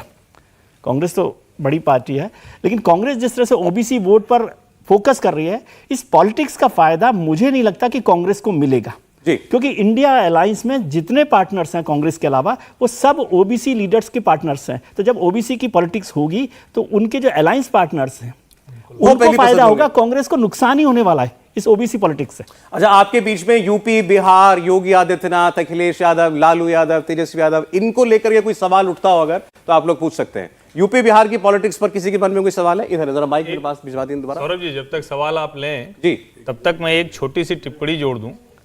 देखिए, जातियों की जो ये बात हो रही ना, जैसे अब ध्यान से अगर देखें तो जाट भी उत्तर प्रदेश में सिर्फ 2-2.5% ही है। कौन सी जाति अपनी आवाज उठा देती है, किसका नेता बड़ा मजबूत हो गया है, उसके आधार पर भी उस जाति की राजनीति आगे जाती है। अब भूपेंद्र चौधरी को अध्यक्ष तो भारतीय जनता पार्टी ने इसीलिए बनाया था ना कि जाट नेता है, लेकिन उनका कोई प्रभाव नहीं। और अगर कल को जयंत चौधरी के साथ कोई समझौता भारतीय जनता पार्टी का हो जाएगा तो शायद उनको जरूरत नहीं पड़ेगी किसी जाट को ही अपना अध्यक्ष बनाए। तो ये भी राजनीति में इस तरह के भी समीकरण होते हैं जिसका सीधा वोटों पर असर पड़ता है। पूछिए। हम सब जानते हैं किसान आंदोलन के बारे में, तो यूपी और बिहार में जैसे आंकड़े देखे गए हैं, यादव और जाट एनडीए के अलायंस में जाते, तो उसका कुछ प्रभाव पड़ रहा है यहाँ पे, बिकॉज राकेश टिकैत जी ने बहुत ज़्यादा उस वक्त प्रभाव डाला था, पश्चिमी उत्तर प्रदेश का काफ़ी प्रभाव पड़ा था। और राकेश टिकैत ने मीडिया में चाहे जितना भी प्रभाव डाला हो, लेकिन जैसे जब वो चुनाव लड़े हैं तो ग्राउंड पे आप देखें तो ग्राउंड पे वैसा कोई सपोर्ट रहा नहीं है। और यादव और जाट का जो इक्वेशन दिख रहा है वो किसान आंदोलन से पहले का जो इक्वेशन था, किसान आंदोलन से बाद का इक्वेशन भी वैसा ही है। बिहार में तो खैर इसका कोई असर ही नहीं था, उत्तर प्रदेश में, पश्चिम उत्तर प्रदेश में ज़रूर असर था, लेकिन वो पहले की स्थिति थी। उस आंदोलन के चलते बहुत फर्क नज़र आ गया और ऐसा ग्राउंड से फीडबैक नहीं मिलता। नमस्कार सर, मेरा नाम बीके मिश्रा है। मेरा सवाल हर्षवर्धन त्रिपाठी जी से है। हाल ही में हमने देखा है कि सनातन धर्म पे इंडिया अलायंस के बहुत सारे नेता हैं जो उलूल जुलूल बातें कर रहे हैं और कह रहे हैं कि सनातन धर्म है, कीड़े मकोड़ों का धर्म है, ऐसे बहुत सारी चीज़ें बातें आ रही हैं। तो जो इंडिया गठबंधन के जो प्रमुख लोग हैं, आखिर इन बातों को आके खंडन क्यों नहीं करते हैं? आखिर क्या कारण है, क्या मजबूरी है ऐसी? नहीं, मुझे लगता है कि आप जवाब दीजिए, फिर इससे जुड़ा सर्वे का नतीजा मेरे पास है। उनको मुझे लगता है कि वो शायद इस वजह से इससे बच रहे होंगे कि उनको लगता है कि कोई एक तरीका निकल आए जिसमें हिंदू बटा हुआ दिखे, यानी हिंदू वोट जो एक मुश्त भारतीय जनता पार्टी के साथ चला जा रहा है वो थोड़ा डिवाइडेड हो जाए। उनको लगता है कि शायद कोई ऐसी सूरत एक बने जिसमें हम इसको उस तरह से समझा पाएं कि ये अगड़े पिछड़े की लड़ाई है या अगड़े और दलित की लड़ाई है, या जिसको हम कहते हैं ना कि छुआछूत वाली लड़ाई है। लेकिन शायद पहले से अब समीकरण बहुत बदला है, अर्बनाइजेशन बहुत हुआ है, शहरीकरण हुआ है, बगल के फ्लैट पे कोई रह रहा है तो जाति के आधार पर, गांव में पुरवा होता था जाति के आधार पर, अब वो ऐसा नहीं होता है। उत्तर भारत में इस गठजोड़ को, विपक्षी गठजोड़ का, इसका बड़ा नुकसान उठाना पड़ेगा। मेरा यह मानना है कि कांग्रेस पार्टी को खुलकर इसके खिलाफ बोलना चाहिए था, जिसमें वो चूक गए। विशेष करके राहुल गांधी के मुंह से लोग सुनना चाहते थे, क्योंकि वो भी एक दिखता है ना कि राहुल गांधी सब मुद्दों पर बोल देते हैं, यहां आकर वो चुप हो जाते हैं, तो वो उसका नुकसान होता हुआ दिखता है। अब कितना नुकसान हुआ या बीजेपी को इस विवाद का कोई फायदा हुआ या नहीं हुआ, यह सवाल हमारे सर्वे में पूछा गया था और क्या जवाब मिला है और उसका नतीजा क्या बताता है, यह हम आपको बताएंगे। एक पहले तो एक ब्रॉड सवाल कि आखिर हिंदू समुदाय के अंदर, हिंदू समाज के अंदर कौन सी पार्टी पहली पसंद है वोटर की, यानी बीजेपी को, एनडीए को कितने परसेंट हिंदू वोटर पसंद करते हैं, कितना परसेंट जो है कांग्रेस को पसंद करते हैं या इंडिया अलायंस को पसंद करते हैं। तो ये पहला सवाल था, इसमें हमने उनके सामने मुद्दा नहीं रखा, बस इतना पूछा बतौर एक हिंदू आपकी पहली पसंद कौन सी पार्टी है। तो जवाब आपके सामने आएगा। 52% जवाब जो था ये हिंदू वोटरों के बीच में ही सर्वे हुआ, तो 52% हिंदू वोटर वो एनडीए को वोट करते हुए फिलहाल उनका मन जो है बना हुआ दिखाई देता है। और इंडिया अलायंस के लिए 29% हिंदू वोटरों ने अपनी पहली पसंद बताया इंडिया अलायंस को, और कोई और दल, कोई और नेता 19% हिंदू मतदाता की पसंद होगा। तो हम बात कर रहे हैं कि किस दल, किस नेता को कितना परसेंट हिंदू वोट मिलता हुआ आज की तारीख में दिखाई देता है। तो एनडीए गठबंधन को 52% हिंदू वोट मिल सकता है, इंडिया अलायंस को 29% और बाकियों को 19% हिंदू वोट मिल सकता है। आपके मन में सीधा सवाल आएगा, ये वोट बढ़ा है या घटा है? तो मेरे पास एक बड़ा इंटरेस्टिंग डेटा है 2019 का। चुनाव आयोग ऐसे आंकड़े जारी नहीं करता है कभी कि इस जाति ने, इस धर्म के लोगों ने कितना वोट किस पार्टी को किया।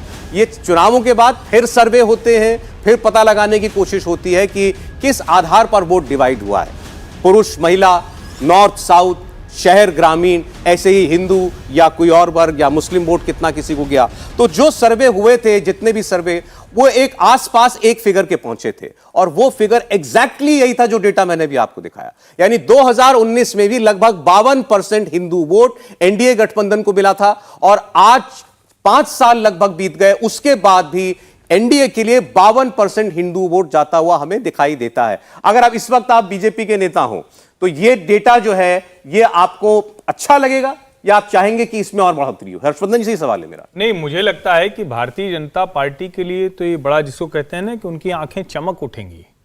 इससे खूबसूरत क्या बात होगी कि 2019 के स्तर पर भारतीय जनता पार्टी आज भी हिंदुओं के लिए टिकी हुई है और 2019 का मतलब 303 सीटें अपने बूते। 2019 का मतलब कि कांग्रेस पार्टी 50 के आसपास। 2019 का मतलब कि इस देश के बड़े हिस्से से विपक्ष का लगभग शून्य हो जाना। मैं लोकसभा चुनाव के लिहाज से बात कर रहा हूं।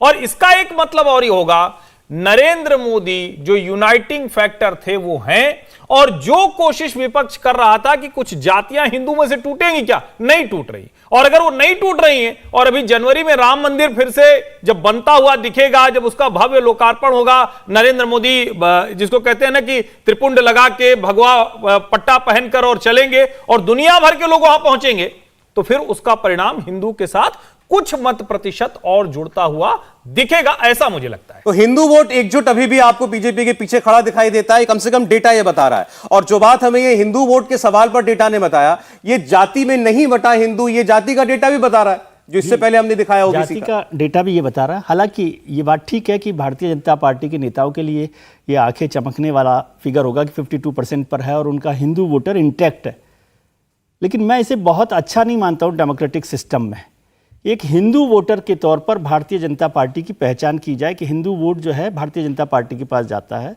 इसका मतलब है कि जो प्रधानमंत्री जी की जो नारा है, सबका साथ, सबका विकास, सबका प्रयास, उसमें कुछ और काम करने की जरूरत है। ये वोट भले ही 60% हो जाए, लेकिन सिर्फ हिंदू वोट भारतीय जनता पार्टी की पहचान बने, ये कोई डेमोक्रेसी के हिसाब से मैं बहुत अच्छी बात नहीं समझता। ये सच बात है, मैं अपनी समझ से ये बात कर रहा हूं। आपकी बात आनी चाहिए, आपकी राय हम सबके लिए बड़ी सम्मान की बात है। मैं सिर्फ इतना कह रहा हूं कि जब सवाल पूछा जाएगा किसी से, तो एक तो सवाल कैसे पूछा गया उस पर निर्भर करता है, दूसरा हर हम में से भी बैठा हर व्यक्ति अपने आप को किसी ना किसी वर्ग, समुदाय, समूह के साथ एसोसिएट तो करता ही है ना। मैं फिगर को कोई जाति के साथ करता है, कोई क्वेश्चन नहीं कर रहा, मैं किसी और नाम पर करता हूं। मैं नंबर पे क्वेश्चन नहीं कर रहा हूं। मैं कह रहा हूं कि ये इमेज भारतीय जनता पार्टी की या नरेंद्र मोदी की नहीं बननी चाहिए कि सिर्फ 52% हिंदू जो है ना वो उनके साथ है।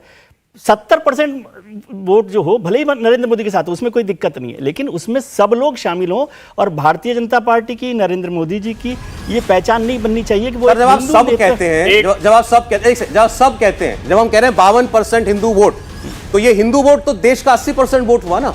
देश के 80% वोट का 52% वोट जाता हुआ दिखाई दे रहा है। तो बचा तो 20% बाकी जिसकी आप बात कर रहे हैं कि सबका वोट। अब उनमें से कितना वोट जा रहा है ये शायद इस सर्वे का हिस्सा ना हो, आगे किसी और सर्वे का। इमेज की बात कर रहा हूं कि आपकी एक इमेज बनती है।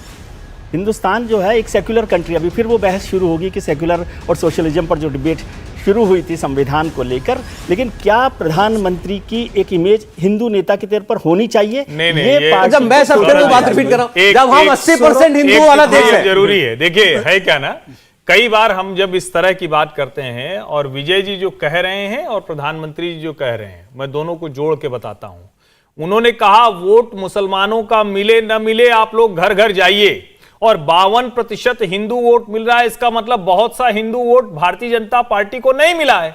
तो आप उसके आधार पर यह कह सकते हैं ना।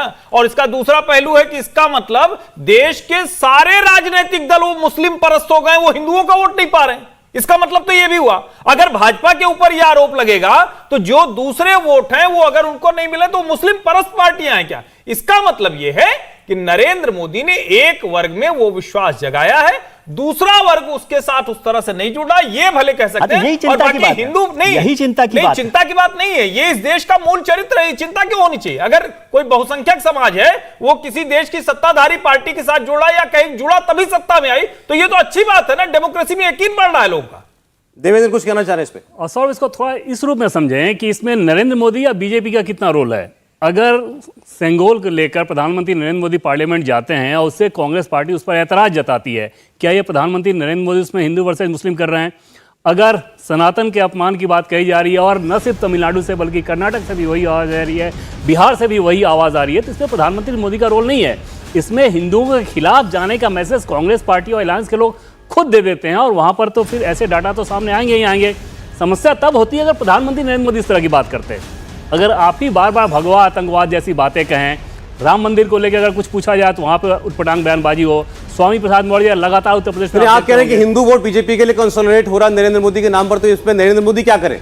बिल्कुल, और उस कंडीशन में वो भले इस पर वो बांट नहीं रहे हैं, लेकिन अगर अपोजिशन वैसे बांटने वाली पॉलिटिक्स कर रहा है, जिसको बार बार वो लोग अपीजमेंट पॉलिटिक्स कहते हैं, स्वामी प्रसाद मौर्य जैसे बयान देते हैं, बिहार के मंत्री चंद्रशेखर जैसे बयान दे रहे हैं, कर्नाटक में खड़गे के बेटा जैसे बयान देते हैं, उनके सुपुत्र को आपने सुना, उदयनिधि स्टालिन जैसे बयान देते हैं, और कांग्रेस पार्टी की तरफ से उसका खंडन भी नहीं किया जा रहा हो, तो वैसे कंडीशन में तो फिर कंसोलिडेशन होगा ही ना होगा। मैं तो चलिए कमलनाथ जी के अंदाज में कहता हूं ना भैया, 80% हिंदू वाला देश है, वहां हिंदू 52% किसी पार्टी को मिल रहा है, तो ये इसमें ये सवाल खड़ा ही क्यों होना चाहिए? ये सवाल का कोई और 48% कहीं और जा भी रहा है। किसी देश में इस तरह से सवाल नहीं खड़े होते होंगे। मेरा तो कहना 1980 में जब भारतीय जनता पार्टी बनी थी तभी से उनका ध्यान था हिंदू और हिंदुत्व के ऊपर। तो आडवाणी रथ यात्रा इसे लेके थी राम जन्म मंदिर के लिए कि भाई हिंदुत्व का वोट कंसोलिडेटेड उनको वोट मिले, भारतीय जनता पार्टी को सत्ता मिले। उत्तर प्रदेश की सरकार उन्होंने राम मंदिर के नाम पर गवा दी। तो मुझे ऐसा लग रहा है कि भारतीय जनता पार्टी का तो पहले से फोकस रहा है कि हिंदू का बड़ा बहुसंख्यक वोटर है वो भारतीय जनता पार्टी के साथ जुड़ा रहे, दूसरे धर्म के लोग वोट दे तो ठीक, बड़ा वोट बैंक हमेशा जुड़ा रहा है। मुझे लग रहा है भारतीय जनता पार्टी उसी पर काम करती रही है। यही दिख रहा है कि भारतीय जनता पार्टी के साथ 52% वोट बैंक जुड़ा हुआ। देखिए इस सर्वे की बड़ी फाइंडिंग है, ये बड़ा नतीजा, 52% तक हिंदू वोट अभी भी नरेंद्र मोदी के नाम पर एनडीए के साथ, बीजेपी के साथ खड़ा हुआ दिखाई देता है। आप देख रहे हैं सबसे ताजा सर्वे इंडिया टीवी और सीएनएक्स का सितंबर का सर्वे, जिसमें महिला आरक्षण के बाद देश का मूड कैसे बदला, नरेंद्र मोदी ने जो काम किया, जिसकी दशकों से कोशिशें हो रही थी, आधी अधूरी ही सही, लेकिन जिस काम को मुकम्मल नरेंद्र मोदी ने किया, महिलाओं को आरक्षण देकर, उसका क्या प्रभाव पड़ने जा रहा है। ओबीसी को लेकर जो कोशिशें ओबीसी जनगणना के नाम पर, जाति की गिनती के नाम पर विपक्ष और राहुल गांधी कर रहे हैं, उसका कितना असर पड़ा आपने देखा। ओबीसी वोट आज भी नरेंद्र मोदी के साथ खड़ा है। हिंदू वोट अभी भी 52% तक, जितना 2019 से मिला लगभग उतना ही आज चुनाव हो जाए तो नरेंद्र मोदी की पार्टी को उतना ही हिंदू वोट भी मिल सकता है। अब जल्दी से आपके सामने हम इससे जुड़े कुछ और सवालों के जवाब और उसका डेटा रखने जा रहे हैं। आपने देखा पिछले दिनों उदयनिधि स्टालिन, यानी स्टालिन जो मुख्यमंत्री हैं तमिलनाडु, उनके बेटे मल्लिकार्जुन खड़गे के बेटे प्रियांक खड़गे, इसके अलावा और बहुत सारे नेता दक्षिण से लेकर बिहार यहां उत्तर तक, सब ने सनातन धर्म पर, हिंदू धर्म पर, रामचरितमानस पर जाने क्या क्या बातें कही, बीमारियों के साथ तुलना की। क्या इसका वोटर के मन पर कुछ प्रभाव पड़ा है? क्या इसका कोई नुकसान इंडिया अलायंस को होता हुआ दिखाई देगा? सीधा सवाल था, क्या सनातन पर इंडिया अलायंस के नेताओं की बयानबाजी से हिंदू वोट एकजुट हो रहा है? 72% लोगों ने इसका जवाब हां में दिया। 24% ने नहीं में और 4% लोगों की इस पर कोई राय नहीं थी। यानी इतना तय है कि जो कुछ बातें कही गई पिछले दिनों उसका प्रभाव लोगों पर जरूर पड़ा, लोगों की ओपिनियन उससे शेप जरूर हुई है और 72% लोगों का यह मानना है कि इससे हिंदू वोट का कंसोलिडेशन होगा। तो इसमें अपने आप में किसके लिए कंसोलिडेट होगा वो अपने आप में इसमें कहीं ना कहीं निहित है। इसका फायदा नरेंद्र मोदी को, एनडीए को हो सकता है। 72% लोगों का मानना है कि इसका भारतीय जनता पार्टी और एनडीए को कंसोलिडेशन हिंदू वोट का होते हुए कहीं ना कहीं फायदा पहुंच सकता है। दूसरा सवाल था कि क्या पिछले कुछ वर्षों के अंदर भारत में सनातन धर्म कहिए, हिंदू धर्म कहिए, उसका सम्मान पहले से ज्यादा हुआ है, उसके लिए आदर भाव बढ़ा है, खासकर देश की सरकार के काम में, उसके प्रयासों में। 70% तक लोगों ने इसका जवाब हमें दिया कि नरेंद्र मोदी प्रधानमंत्री बने उसके बाद से सनातन धर्म को लेकर एक आदर, एक सम्मान बढ़ा देश में। 23% ने इसका जवाब नहीं में दिया। 7% लोगों ने इस पर अपनी कोई राय व्यक्त नहीं की है। इसके बाद एक सवाल का जवाब हम आपको थोड़ी देर में देंगे। ये सवाल मैं आपको बता दे रहा हूं, इसका जवाब थोड़ी देर में हम आपको दिखाएंगे। क्या बीजेपी के नेताओं ने, खास तौर पर अभी आपने रमेश भिदोड़ी का बयान पार्लियामेंट में सुना जब वो दानिश अली बसपा के सांसद के लिए क्या कुछ कह रहे थे, वो आपको सुनाया भी नहीं जा सकता, लेकिन वो बयान तो पहुंचते पहुंचते हर मोबाइल फोन तक पहुंच ही गया। उसका क्या बीजेपी को नुकसान होगा? क्या मुस्लिम वोट भी उससे एकमुश्त जुड़ेगा, कंसोलिडेट होगा विपक्ष की तरफ? इसका आंकड़ा मैं आपके सामने थोड़ी देर में रखूंगा, लेकिन जल्दी से हमारे बीच ऑडियंस में अगर कोई सवाल है इनसे जुड़े हुए, जरा माइक मेरे हाथ। अच्छा, आपके पास माइक ऑलरेडी है, बड़ी तेज जनरेशन, बोलिए।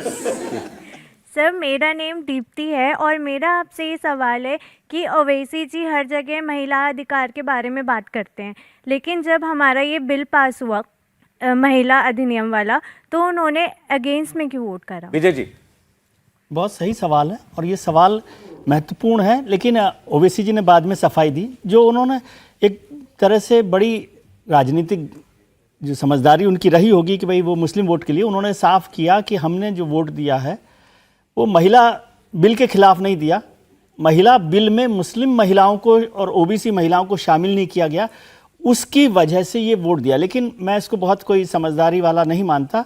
ओवैसी को जब पूरा देश, जब आपने देखा कि 454 वोट वहाँ पर मिले और जो दल बिल फाड़ रहे थे एक जमाने तक, जो महिला विरोध कर रहे थे महिलाओं के आरक्षण को, वो सब भी लोग आ गए। तो उनको हिंदुस्तान के जो मौजूदा पीढ़ी है उसको समझना चाहिए कि किस तरह से ये काम हो सकता है। और उनके 2 वोट से उनको पता भी था कि वो नहीं होगा, लेकिन वो अपनी पॉलिटिक्स के लिए, कि जो एक माइनॉरिटी पॉलिटिक्स है, उसमें अपनी बात को रख सके कि भाई हमने तो इनके लिए विरोध किया था। ये बात है और मुझे नहीं लगता कि कोई एक बड़ा फायदा उनको इस वोट से के लिए होगा। हालांकि वो मुस्लिम पॉलिटिक्स करते ही रहे, माइनॉरिटी पॉलिटिक्स करते रहे, लेकिन देश में जो महिलाएं हैं वो उनको बहुत अच्छे से लेंगी, ऐसा मुझे नहीं लगता। देखिए, अयोध्या का मंदिर बन रहा है, काशी कॉरिडोर बन रहा हो बनारस के अंदर, महाकाल कॉरिडोर बन रहा हो उज्जैन के अंदर, इस सब का प्रभाव और सनातन को लेकर के जो कुछ पीछे कंट्रोवर्सी हुई उसका, विपक्ष के उन बयानबाजियों का प्रभाव बीजेपी के लिए जो पॉजिटिव वोट में तब्दील होता हुआ दिखाई दे रहा है।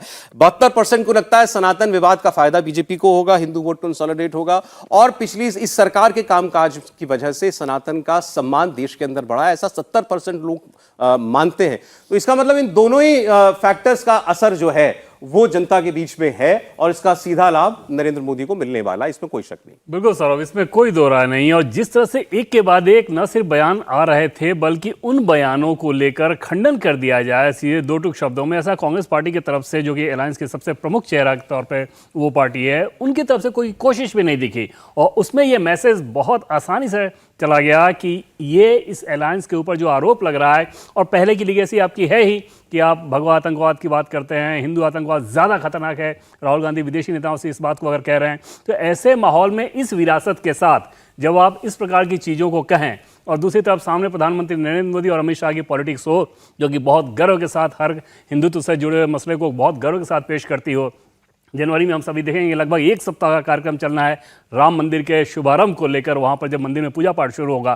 तो ऐसे माहौल में एकदम से आसानी से समझा जा सकता है कि अपोजिशन अलायंस के लिए ये कितनी बड़ी मुसीबत बनने जा रही है इस प्रकार की बयानबाजी। और जैसा कि सर मैंने पहले कहा था कि तमिलनाडु से लेकर बिहार तक ऐसा होना, बार बार होना, वो यूं ही नहीं हो सकता, उसका खंडन भी नहीं किया जाना, वो भी यूं ही नहीं हो सकता। बहुत से लोगों को लगा था कि ये कांग्रेस पार्टी हो या बाकी नेता हो, ये बयान बार बार क्यों दे रहे हैं और इनको कोई रोक क्यों नहीं रहा। राहुल गांधी चाहते तो अपनी पार्टी को एक झटके में मैसेज दे सकते थे। बिहार में कोई बोल रहा था तो उसको मैसेज दिया जा सकता था। स्टालिन बड़ी देर में जाकर के उन्होंने कहा कि कोई ना बोले, उसके बाद भी लोगों ने बयान दिए। तो लोगों को लगा कि भाई इनको इसका कोई और फायदा दिखाई दे रहा है। शायद इनको लगता है कि इससे जाति की पॉलिटिक्स करने में आसानी होगी, लेकिन उसका उल्टा असर इस सर्वे में दिखाई दिया। हिंदू वोट अगर उससे कंसोलिडेट हो रहा है, कोई भी कोशिश रही हो इससे विपक्ष की, नुकसान हुआ हर्षवर्धन जी? नहीं, निश्चित तौर पर नुकसान होता दिख रहा है और सर्वे भी बता रहा है, हम लोगों को भी ये समझ में आ रहा है। आप अगर सामान्य किसी से बात करिए तो कहते हैं कि ठीक है भाई, चलो तमिलनाडु की पार्टी है, उनको लगता होगा वो जीत गए, वहां उनको आंदोलन है, उनके जो एक तरह से कहें कि पूरी पीढ़ी है अन्नादुरई करुणानिधि से लेके सब। लेकिन ये जो पार्टी, जो राष्ट्रीय पार्टी है कांग्रेस, ये जो पार्टी जो बार बार ये कहती है कि नहीं नहीं हम तो अलग अलग समय पर कभी जनेऊ दिखाने लगते हैं, कभी शिव भक्त हैं, कभी मंदिर मंदिर जाने लगते हैं, कभी आरती करने लगते हैं। अब ये जो कभी मैं कह रहा हूं ना, ये जनता के बीच की आवाज। उनको ये लगता है कि राहुल गांधी और कांग्रेस पार्टी हिंदू धर्म को लेकर अच्छी तरह से न सोचते हैं, उनके मन में भाव अच्छा नहीं। अभी सोचिए, ओबीसी पर वो बात कर रहे थे और प्रेस कॉन्फ्रेंस में उन्होंने क्या कहा? उन्होंने कहा सांसदों को वैसे मूर्ति की तरह बैठा दिया है, कोई अधिकार नहीं है जैसे मंदिर में। अब क्या मंदिर के जो मूर्तियां होती हैं वो अधिकारहीन होती हैं? वो हम हिंदू उनको सर्वशक्तिमान मानते हैं, उनको हर तरह से शक्ति संपन्न मानते हैं, हमारी आस्था होती है उनके अंदर। और वो कह रहे हैं कि सांसदों को मूर्ति की तरह बैठा दिया है, उनके पास कोई अधिकार नहीं। मुझे लगता है कि चाहे मैसेजिंग का मसला हो या वो जो कुछ कर रहे हैं, दोनों में इस मामले में वो गड़बड़ पिच पर जाते हैं और बार बार हिट विकेट तो मैं नहीं कहूंगा, अब तो मैं कहूंगा कि वो पिच ही खोद डाल रहे हैं। उनको पता है जिस पिच पर उनको बैटिंग करनी है उसको खुद ही खोद लेते हैं और राहुल गांधी उसमें सबसे आगे बैठे हुए नजर आते हैं। हिंदुत्व अलग अलग, असली हिंदू, नकली हिंदू, आईएसआईएस, बोको हरम की हिंदुत्व से तुलना। और जब स्टालिन कुछ बोलेंगे तो ये उनका अपना अधिकार है, फ्रीडम ऑफ स्पीच है। तो ये लोगों को बुरा तो लगता है और शायद वो सर्वे में भी दिख रहा है। ऐसे लोगों की आप दूसरी ओर से भी ऐसे कुछ बयान आ जाते हैं जिससे ऐसा लगता है कि वहां भी ऐसा कोई शायद फ्रिंज एलिमेंट है जिसको खुश करने के लिए ऐसे बयान दिए जाते हैं। मैं दूसरे पक्ष यानी बीजेपी के पक्ष की बात कर रहा हूं। जैसे कल रमेश बिधूड़ी का बयान जो आया, तो एक सवाल हमारे सर्वे में पूछा गया कि बीजेपी नेताओं के भी ऐसे बयानों से क्या मुस्लिम वोट एकजुट होगा? इसका जवाब हमने पूछा, 84% लोगों ने कहा हां, कि अगर बीजेपी का कोई नेता भी ऐसा बयान देता है, कोई अनाप शनाप बयान देता है, तो और खासकर अगर वो एंटी मुस्लिम स्टेटमेंट है, तो इससे मुस्लिम वोट कंसोलिडेट होगा। 84% लोगों ने इसका जवाब हाँ में दिया है, 3% लोगों ने नहीं में और 13% लोगों ने इस पर अपनी कोई राय व्यक्त नहीं की है। और इसी बयान से जुड़ा एक सवाल भी था मेरे ख्याल से यहाँ से किसी के पास। जी पूछिए। नमस्कार सर, मेरा नाम अंशिका है। मेरा ये प्रश्न है कि दिल्ली के एमपी ने संसद में जिस अमानवीय भाषा का प्रयोग किया, उसका रीजनल पॉलिटिक्स पे क्या असर पड़ सकता है? समीर जी जवाब दे दें, क्या इसका असर देखते हैं आप? बिल्कुल, मुझे लग रहा है कि जो भारतीय जनता पार्टी के सांसद ने जो बयान दिया था संसद के अंदर, उसका असर तो निश्चित रूप से पड़ेगा भारतीय जनता पार्टी की छवि पे। प्रधानमंत्री मोदी सबका साथ, सबका विकास, सबका विश्वास की बात करते हैं। प्रधानमंत्री लगातार कहते हैं कि संसद के अंदर या संसद के बाहर इस तरह की भाषा का प्रयोग न करें जिससे पार्टी की छवि खराब हो, जिससे संगठन जो मेहनत कर रहा है जमीनी स्तर पर उस पर उसकी छवि खराब हो। तो मुझे लग रहा है एक सांसद के इस बहुत ही बेतुके और बहुत ही शर्मनाक बयान के बाद निश्चित रूप से पार्टी की छवि पर असर पड़ा है, क्योंकि प्रधानमंत्री मोदी कभी नहीं चाहते और भारतीय जनता पार्टी का संगठन भी नहीं चाहता कि एक नेता के बयान से पार्टी की छवि खराब हो, लेकिन उस बयान से पार्टी की छवि पर असर निश्चित रूप से पड़ेगा। ऐसा भावेश कुछ बोल रहे हैं और मेरा सवाल इससे जुड़ा हुआ है, इस किस्म के स्टेटमेंट से क्या बीजेपी को वोट करने वाला कोई तबका जो है वो अनईजी भी फील करता है? बिल्कुल करता है। आप देखिए पिछले 9 साल का आप देखें प्राइम मिनिस्टर मोदी का जो पॉलिसी है, जितनी भी लाभार्थी वर्ग यार उसमें मुस्लिम महिला भी है, मुस्लिम लोग भी है, जो यदि आवास मिला है तो उसमें मैं हिंदू वोट की भी अगर बात करूं, उसमें भी तो कोई एक सेक्शन होगा जो नहीं पसंद कर रहा है सब। हाँ बिल्कुल पसंद नहीं कर रहा है, लेकिन वो दोनों तरफ से है, फिर वो प्लस माइनस वो सब एक बिल्कुल हो जाता है। लेकिन जहाँ तक इधर मुस्लिम माइनॉरिटी वाला जो इशू है, उसमें देखिए पिछले 9 साल का आप देखेंगे तो प्राइम मिनिस्टर मोदी का जो पॉलिसी है उसमें उन्होंने लगभग समान के सभी के लिए एक तरह का काम किया है, चाहे वो उज्ज्वला योजना हो जिसमें सभी को गैस में, उसमें कोई भेदभाव नहीं हुआ है। उसके बाद अब ट्रिपल तलाक का बिल जो बीजेपी लेके आई थी, उसका सबसे मेन मोटो यही था कि जो मुस्लिम महिला है उनका वोट लिया जाए। लेकिन इस तरह के स्टेटमेंट से जो एक फायदा बीजेपी ले सकती थी, शायद जो प्राइम मिनिस्टर की और अमित शाह की जो रणनीति है उस पर कहीं ना कहीं पलीता लगता दिख रहा है। आपके पास कोई सवाल है? नहीं, बस माइक पकड़ा हुआ था आपने मेरे लिए। Thank you so much. मैं सौरभ जी, अच्छा ये पूछ लें, बैठ जाइए।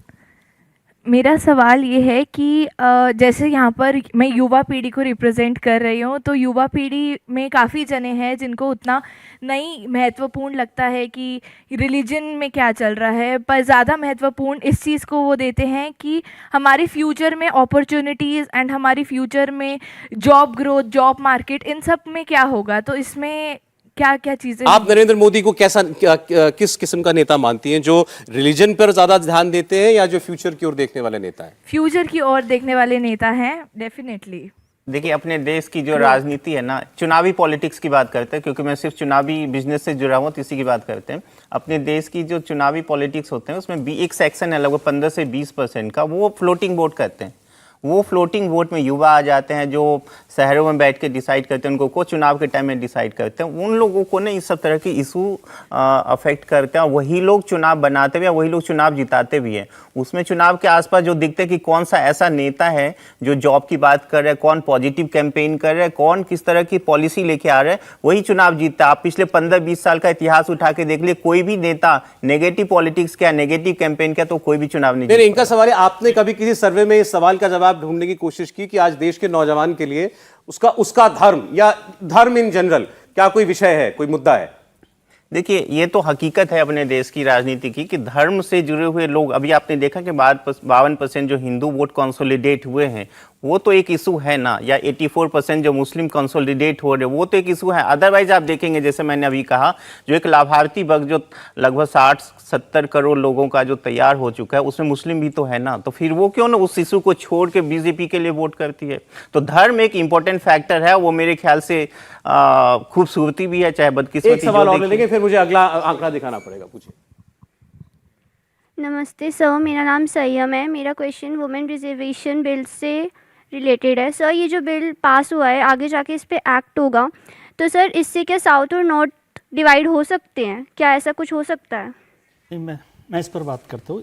एक तो ये कि इस बिल से कोई बहुत बड़ा फर्क नहीं पड़ने वाला, जो लोग समझ रहे हैं। उसकी एक बड़ी वजह है डिलिमिटेशन, कि डिलिमिटेशन होगा तो साउथ में जो है फर्क पड़ेगा, वो ज़रूर बात है, क्योंकि डिलिमिटेशन आबादी के हिसाब से होता है कि आबादी कितनी है उस पर सीटें बढ़ेंगी। तो साउथ में, जो भारत का जो दक्षिणी हिस्सा है, वहाँ पर आबादी उस रफ्तार से नहीं बढ़ रही जो उत्तर भारत में बढ़ रही है। तो उत्तर भारत की आबादी बढ़ने का फ़ायदा उनको सीटों में बदलता हुआ दिखेगा। और इसी वजह से 2002 में भी वाजपेयी सरकार ने ये जो लॉक किया था कि 2026 तक डिलिमिटेशन नहीं हो, वो उसकी वजह यही थी कि वो एक बड़ा विरोध बढ़ रहा था। लेकिन बहुत बड़ा फर्क नहीं पड़ने वाला, क्योंकि 850 सीटें हो जाएंगी, 543 से 850 के करीबन हो जाएगी। ये जरूर है कि वहाँ पर 25% सीट बढ़ रही है, यहाँ पर 40% के करीबन उत्तर भारत में बढ़ रही है। लेकिन सनातन पर सौरभ जी एक बात मैं करना चाहता हूँ। जी सर। और जो उन्होंने मैडम ने बात की कि अपने युवाओं के धर्म को लेकर, सनातन पर बात यह है कि कोई भी धर्म हो, मैं समझता हूँ कि उस पर किसी तरह की अपमानजनक टिप्पणी नहीं करनी चाहिए। चाहे वो सनातन को लेकर बात हो रही हो, चाहे वो माइनॉरिटी को लेकर बात हो रही हो, मुसलमानों को लेकर बात हो रही हो, इसमें एक ब्लैंकेट वो होना चाहिए बैन कि इस तरह की बात नहीं हो और उसे हेट स्पीच के तौर पर देखा जाए। लेकिन क्या हो रहा है कि राहुल गांधी जी मंदिर जाते हैं, जनेऊ पहनते हैं, ये सब कर रहे हैं, और उनका नुकसान क्या हो रहा है? उनकी पार्टी को हो रहा है कि कमलनाथ जी छत्तीसगढ़, वहाँ पर मध्य प्रदेश में बजरंगबली का वो बना रहे हैं, मंदिर बना रहे हैं, धाम बना रहे हैं। उनके दबाव में आके इंडिया गठबंधन की जो रैली है भोपाल में कैंसिल करनी पड़ती है उनको, क्योंकि वो समझते हैं कि सनातन को गाली देने वाले लोग यहाँ मंच पर आएंगे तो उनका नुकसान होगा। पॉलिटिकल नुकसान, फायदा तो अलग बात है, लेकिन इस तरह का बात से बचना चाहिए। और इसके लिए जो लीडरशिप है उसे सख्त तरीके का रवैया अपनाना चाहिए। बिल्कुल ठीक। वो कांग्रेस ने भी नहीं अपनाया, और रमेश विधूड़ी को लेकर भी हमने देखा कि भारतीय जनता पार्टी ने उस तरह से नहीं किया। लेकिन ये नहीं है कि केवल धर्म से चुनाव जीते जा रहे हैं। यदि ऐसा होता तो 2014 से 282 से 303 सीटों पर नरेंद्र मोदी नहीं आते, क्योंकि वो वोट एस्पिरेशन का वोट है, डेवलपमेंट का वोट है, उसमें बड़ा हिस्सा वो भी है। नहीं, जैसा इन्होंने इनकी नजर में नरेंद्र मोदी क्या है उन्होंने बताया, फ्यूचर की तरफ देखने वाला नेता मानती है नौजवान के तौर पर। लेकिन नरेंद्र मोदी हैं जो फिर आपके लिए काशी कॉरिडोर पर भी काम कर रहे हैं, राम मंदिर भी बनवा रहे हैं, वो उज्जैन में भी काम, लेकिन केवल उससे काम नहीं चल रहा। वो मैं कह रहा हूं कि एक व्यक्ति जो है वो पुरातन भी लेकर चल रहा है, आपकी संस्कृति भी लेकर चल रहा है और भविष्य भी लेकर चल रहा है। जी, एक जरूरी बात, रमेश विधूड़ी ने जो कहा उसको हम लोगों ने कल कहानी कुर्सी के में भी और अलग से भी बार बार ये कहा, अभी भी कह रहे हैं, वो संसद में रहने योग्य नहीं है उस बयान के बाद। हमने ये भी देखा कि जो अलग अलग पोस्ट थी उसमें भी जो वर्ग भारतीय जनता पार्टी के साथ खड़ा रहता है उसने भी रमेश बुद्धूड़ी के ऊपर बहुत लानतें भेजी। लेकिन इसका एक उल्टा पहलू है। हर्षवर्धन को तो सफाई देनी पड़ी, जो मंत्री पूर्व मंत्री रहे, लेकिन जब उदयनिधि स्टालिन बोलते हैं तो पूरा विपक्षी खेमा उसको बचाने के लिए अलग अलग तरह के तर्क गढ़ता है। ये एक डिफरेंस है और ये पीड़ा देता है। लेकिन वो फिर आपको रिफ्लेक्ट करता हुआ दिखाई दिया सवाल के जवाब में, उसका नुकसान कितना हुआ ना कि वो नहीं सुनाई देगा कि किस तरह से। प्रधानमंत्री नरेंद्र मोदी आज वाराणसी गए थे और वहां पर सबसे ज्यादा बात उन्होंने महिला आरक्षण की। नरेंद्र मोदी ने नारी शक्ति वंदन अभिनंदन प्रोग्राम वहां पर रखा था। मोदी महिलाओं को सम्मानित कर रहे थे, महिलाएं मोदी को सम्मानित कर रही थी। संसद का विशेष सत्र बुलाकर नरेंद्र मोदी ने महिला आरक्षण बिल पास कराया। क्या यह 2024 का गेम चेंजर मोमेंट साबित होगा? आरक्षण तो 2029 में मिलेगा, फिर मोदी को वोट अभी कैसे मिल जाएगा, वोट अभी कैसे बढ़ जाएगा? तो सबसे पहले आपको दिखाते हैं आज वाराणसी में प्रधानमंत्री नरेंद्र मोदी क्या बोले। नारी शक्ति बंधन अधिनियम को ही लीजिए, 3 दशकों से ये कानून लटका हुआ था, लेकिन आज ये आपकी ही ताकत है कि सदन में, संसद के दोनों सदनों में ऐसी पार्टियों को इसका समर्थन में आना पड़ा जो पहले इसका भरपूर विरोध करते थकते नहीं थे। और इसलिए आप माताओं बहनों में जो जागरूक बनी है, आप एक बनी है, एकजुट बनी है, ये हिंदुस्तान की सभी राजनीतिक पार्टियां अब आपसे डर रही है, कांप रही है और इसीलिए बिल पास किया है। देखिए, आपने जब संसद के अंदर महिला आरक्षण बिल रखा गया तो पहले रोज ही जब सोनिया गांधी ऊपर जा रही थी, सदन की सीढ़ियां चढ़ रही थी, उनसे ये सवाल हुआ कि भाई महिला आरक्षण पर सरकार कानून बनाने के लिए बिल आ रही है, तो उन्होंने कहा ये तो अपना बिल है, हमारा बिल है। तो इसके लिए क्रेडिट वॉर शुरू हो गई थी और यही शायद एक वजह थी कि ये सर्वसम्मति से पास हुआ। केवल 2 वोट विपक्ष में पड़े लोकसभा में, राज्यसभा में सर्वसम्मति से 1 वोट भी इसके खिलाफ नहीं पड़ा। हमने आपको बार बार बताया उन नेताओं के बारे में भी, उन पार्टियों के बारे में भी जिनकी वजह से ये बिल कानून नहीं बन पाया था, पिछली बार पास नहीं हो पाया था ये बिल, वो लोग भी इस बार इस बिल के समर्थन में खड़े हुए दिखाई दिए। और प्रधानमंत्री ने इस बात का उल्लेख करते हुए कल ये बात कही उन्होंने कि हम इस मौके पर इस तैयारी के साथ गए थे कि इसका कोई विरोध ना कर पाए, बल्कि वो लोग जिन्होंने पिछली बार इस बिल की कॉपियां तक फाड़ी थी, उनको भी इस बिल के समर्थन में आकर खड़ा होना पड़ेगा। हमने ऐसा माहौल देश के अंदर बनाया और ये बात उनकी जो थी ये सामने हमको सत्य की बुनियाद पर, हकीकत की बुनियाद पर खरी उतरती भी दिखाई दी। तो हम सर्वे का नतीजा क्या कहता है, महिला आरक्षण का फायदा किसको कितना मिलेगा, लोग इसका क्रेडिट किसको देते हैं, सोनिया गांधी की पार्टी को, नरेंद्र मोदी की पार्टी को या किसी और को, उस पर हम लोग बात करें। उससे पहले यहां पर जो हमारी ऑडियंस है इनसे हम पूछ लेते हैं, आपके मुताबिक इस बिल का क्या जो मौजूदा सरकार है, नरेंद्र मोदी की सरकार है, उसको फायदा होगा? कितने लोग ऐसा मानते हैं कि उनका फायदा पहुंचेगा? जो ऑपोजिशन ये कह रहा है कि ये कोशिशें तो हम लोग भी कर रहे थे, तो और ये हम लोग पहले सोच करके लाए थे। मैं कांग्रेस पार्टी, सोनिया गांधी, राहुल गांधी, उनको कोई फायदा इसका होता हुआ दिखाई देगा? उन्होंने किया कुछ नहीं। 96 में थोड़ा माइक ऊपर कर लीजिए। 96 में 2011 में दे डिड नथिंग। वो बिल लाए लेकिन वो वहीं धराशायी हो गया। उन्होंने कहा हमारे पास मेजोरिटी नहीं थी, आज इसलिए पास हुआ क्योंकि इनके पास फुल मेजोरिटी है।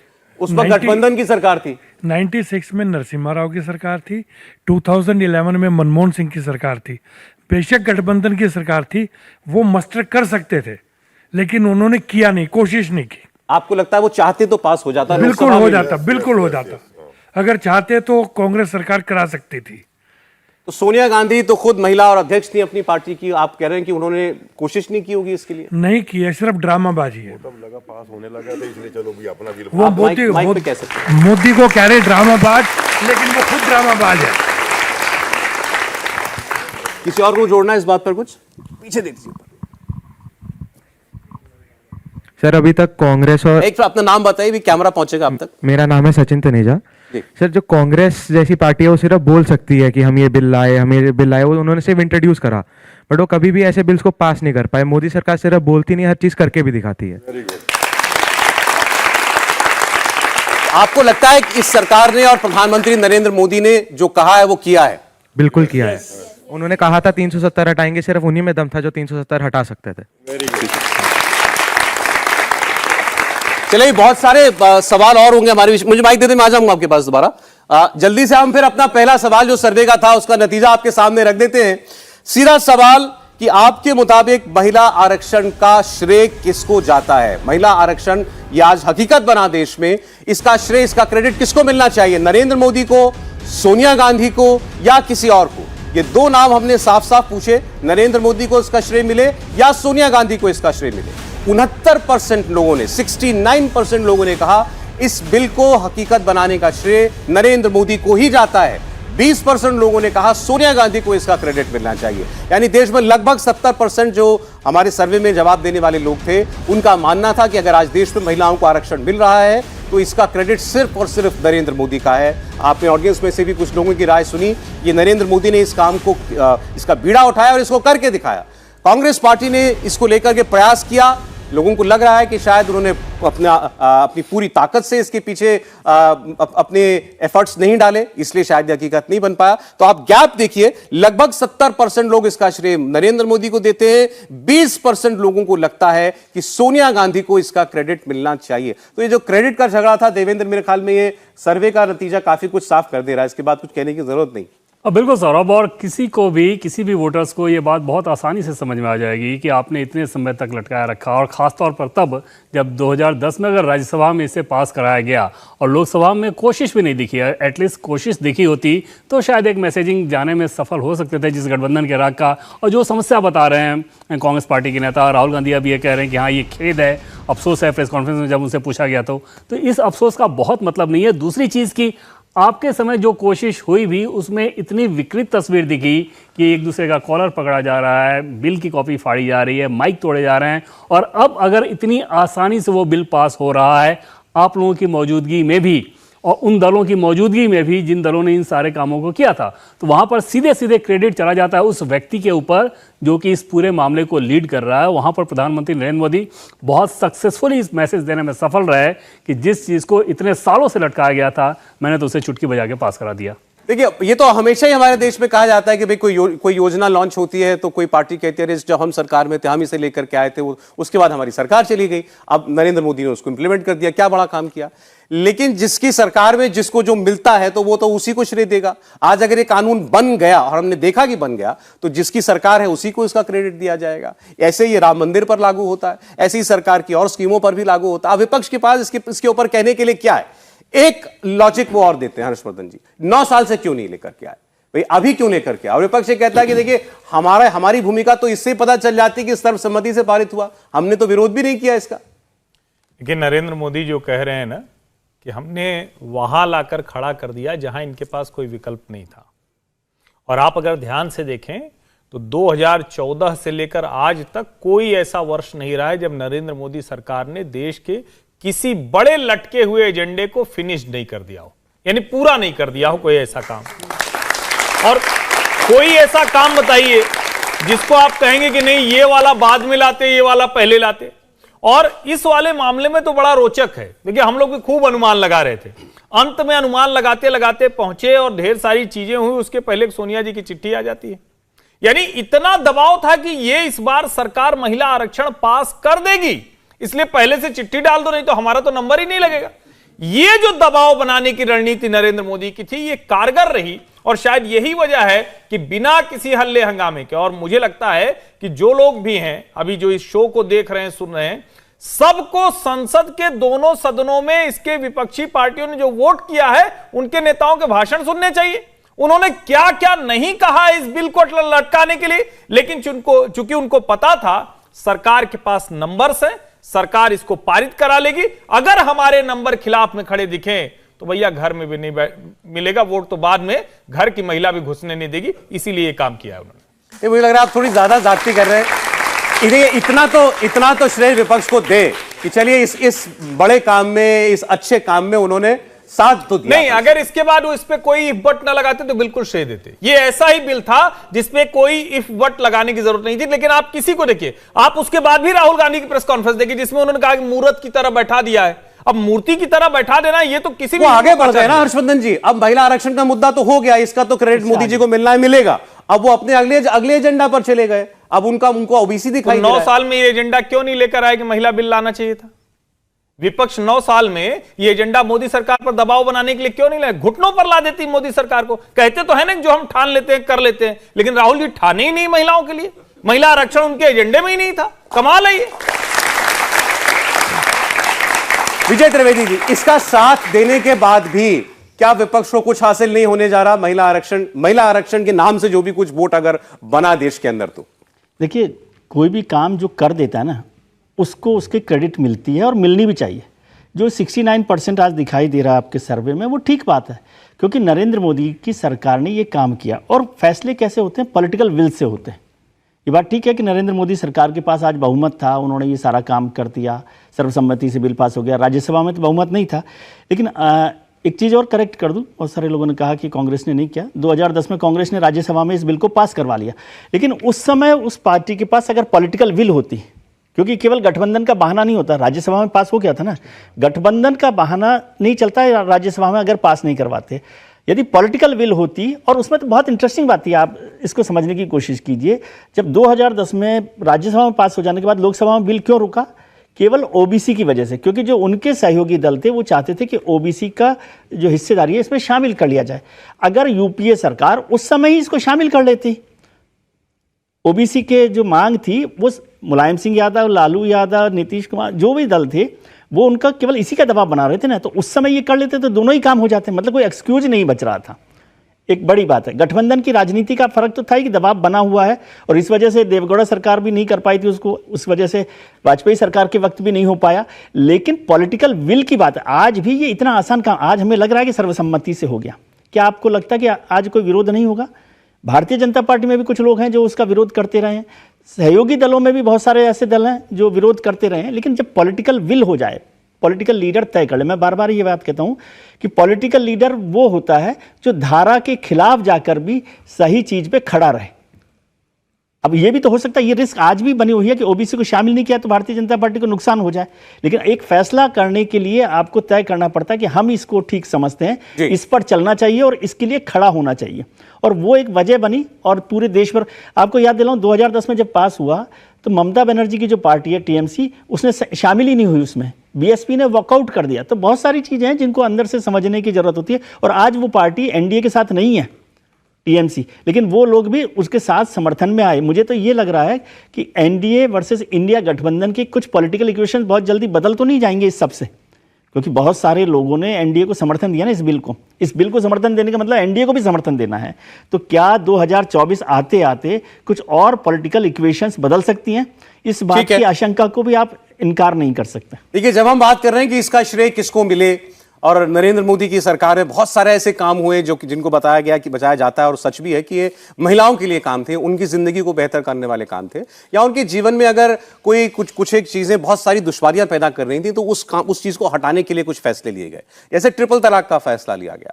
आपके हम सबके परिवार, हम सब लोग जानते होंगे कि ना किसी हमारे कोई मुस्लिम दोस्त होंगे, हमारे आस पड़ोस में होंगे, हमारी बातचीत होगी तो आपको पता चलेगा कि 3 तलाक जो है ये एक मुस्लिम महिला के लिए कितनी बड़ी त्रासदी थी, और हमेशा एक सर के ऊपर तलवार लटके रहना ये एक ऐसी चीज थी। नरेंद्र मोदी ने इसको दूर कर दिया, और उनकी पार्टी भी इस बात को कहती है और ये भी दावा करती है कि मुस्लिम महिलाओं के अंदर नरेंद्र मोदी के लिए या बीजेपी के लिए एक समर्थन बढ़ा है।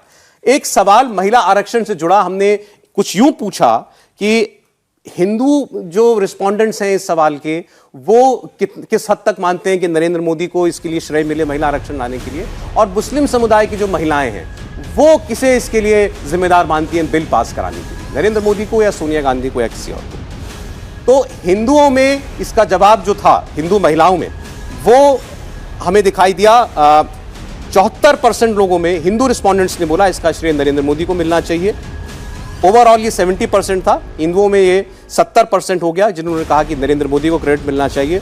मुसलमान समाज के अंदर जब ये सवाल हमने पूछा खास तौर पर, तो वहां केवल 5.5% लोगों ने कहा कि नरेंद्र मोदी को इसका क्रेडिट मिलना चाहिए। और ऐसे ही सोनिया गांधी के लिए मुस्लिम समाज में 67%, 67% लोगों ने कहा कि सोनिया गांधी जिम्मेदार हैं अगर आज ये बिल पास हो पाया है तो, और ये कानून बन रहा है तो। यानी वो इस बात पर यकीन कर रहे हैं कि इसकी पहला प्रयास जो है, या पहला गंभीर प्रयास जब राज्यसभा में पास हो गया तो वो सोनिया गांधी की कांग्रेस पार्टी ने करवाया था। और 17% मुस्लिम समुदाय में ये रुझान मिला कि इसका श्रेय नरेंद्र मोदी को मिलना चाहिए। तो यहां भी आपको एक क्लियर कट डिवाइड दिखाई दे रहा है समीर जी।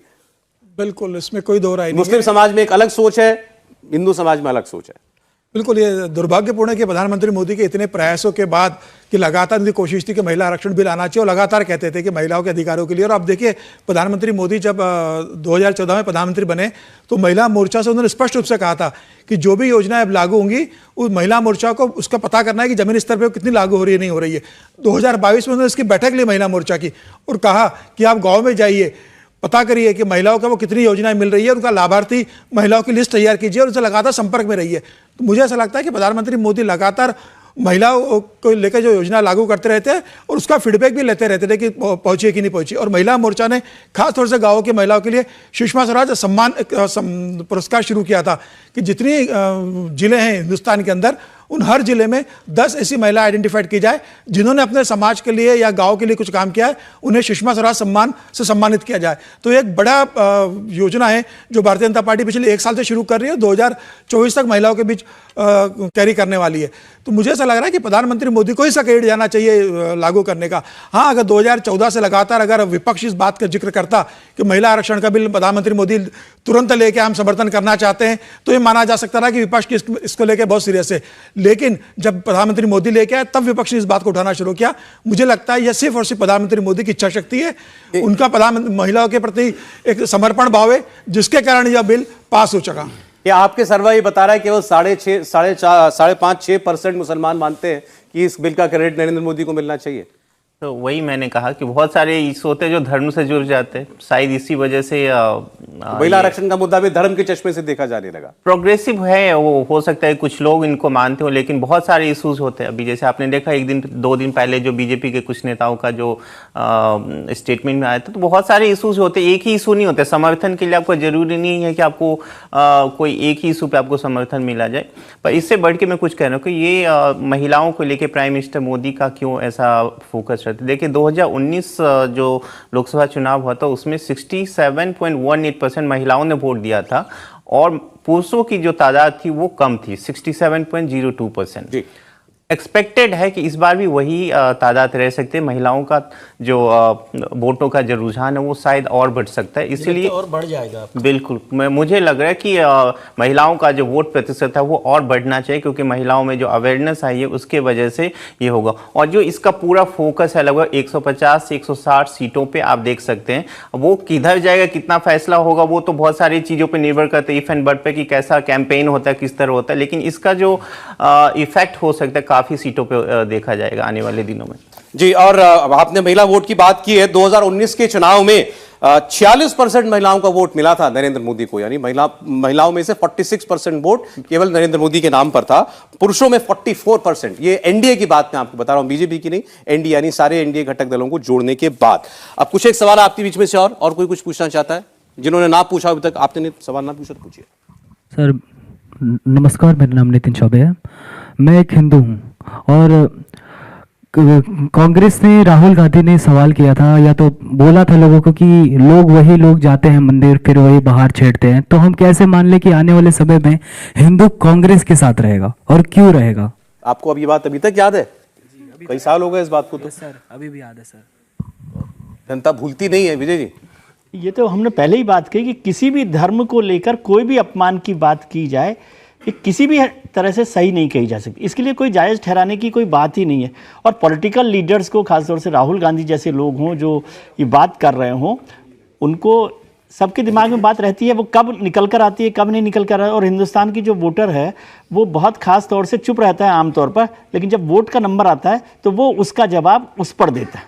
इसलिए पिछले नमस्कार सर, देखा भी होगा कुछ एक हादसा छोड़ दीजिए तो अक्सर काफी जगह कांग्रेस की चुनाव लगभग हारी हुई है, कुछ जगह छोड़ दीजिए तो पूछिए। नमस्कार सर, मेरा नाम मुस्कान है। सर मेरा सवाल ये है कि जैसे एक इंटरव्यू में अगर दो औरतें आखिरी पड़ाव तक पहुंच जाती हैं, एक जनरल कैटेगरी से और एक शेड्यूल्ड कास्ट कैटेगरी से, दोनों एजुकेशन के मामले में सेम है, दोनों में क्वालिटी सेम है, तो वो किसको ऊपर रख के जॉब देंगे? क्योंकि आरक्षण तो दोनों पे लगेगा ना।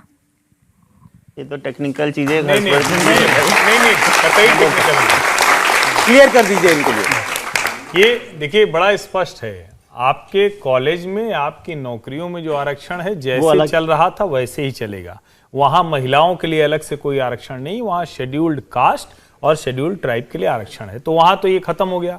अगर आप ये वाले आरक्षण की बात कर रही हैं तो इसमें महिलाओं में भी शेड्यूल्ड कास्ट और शेड्यूल्ड ट्राइब को उसी अनुपात में आरक्षण दिया गया है जो सामान्य महिला सीट होगी। और अगर आप थोड़ा ज्यादा राजनीति में रुचि रखती हैं तो स्थानीय निकाय और पंचायत के चुनाव होते हैं तो उसमें साफ साफ लिखा होता है कि ये किसके लिए आरक्षित है। महिला अगर सामान्य है तो वो सामान्य के लिए रहेगी, नहीं तो उसके लिए रहेगी। उसमें मार्क्स जैसी चीज नहीं, जो नंबर वाला मसला वो एकदम अलग, वो जस का तस है। ये केवल विधानसभाओं में, लोकसभा के अंदर सीटें आरक्षित करने के लिए है जी।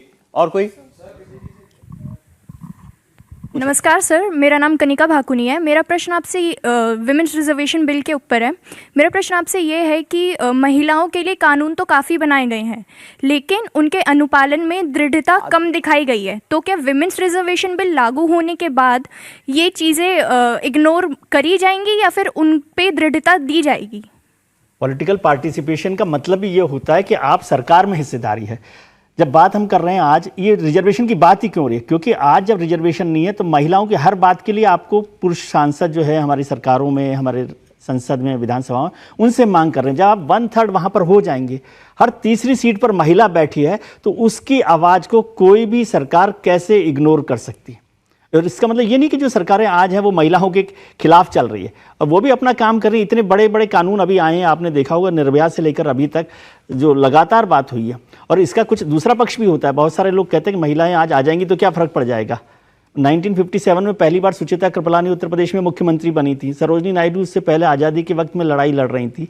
द्रौपदी मुर्मू हमारे रह गई हैं, प्रतिभा पाटिल हो गई हैं, सोनिया गांधी जी हैं, इंदिरा गांधी रही हैं। तो क्या हिंदुस्तान में औरतों की ने राहुल गांधी को हरा दिया, स्मृति ईरानी ने राहुल गांधी को हरा दिया। तो इसलिए उसकी ताकत जब आएगी, पॉलिटिकल पार्टिसिपेशन की बात हमेशा इसलिए होती है कि जब पॉलिटिकल पार्टिसिपेशन होगा तो सरकार के फैसलों में आपकी भागीदारी बढ़ जाएगी और किसी की हिम्मत नहीं है कि उसे इग्नोर कर सके। नहीं, लेकिन खड़गे साहब ने जो बात कही पार्लियामेंट में भी कि आज सारी पॉलिटिकल पार्टियां जो हैं वो ऐसी महिलाओं को चुनती हैं जो कुछ कह ही ना पाए, जो कुछ बोली ना पाए, यानी उनकी अपनी कोई राय ना हो, वो वहां पर अपनी राय इफेक्टिवली रखने वाली महिलाओं को भेजती नहीं है। सर अभी तो बात आरक्षण आ भी जाएगा। त्रिपाठी जी ने अभी बात कही कि स्मृति ईरानी ने राहुल गांधी जी को हरा दिया, और जो देश की सरकार में वित्त मंत्री उनके पाले एक ऐसी सशक्त महिला पड़ गई है, निर्मला सीतारमण वित्त मंत्री है हमारी। और एक जमाने में सीसीएस जो भारत सरकार की सबसे पावरफुल कमेटी होती है, कैबिनेट कमेटी ऑन सिक्योरिटी, उसमें 2 महिलाएं वित्त मंत्री के तौर पर और विदेश मंत्री के तौर पर, सुषमा स्वराज। ये 70 साल में कभी नहीं हुआ।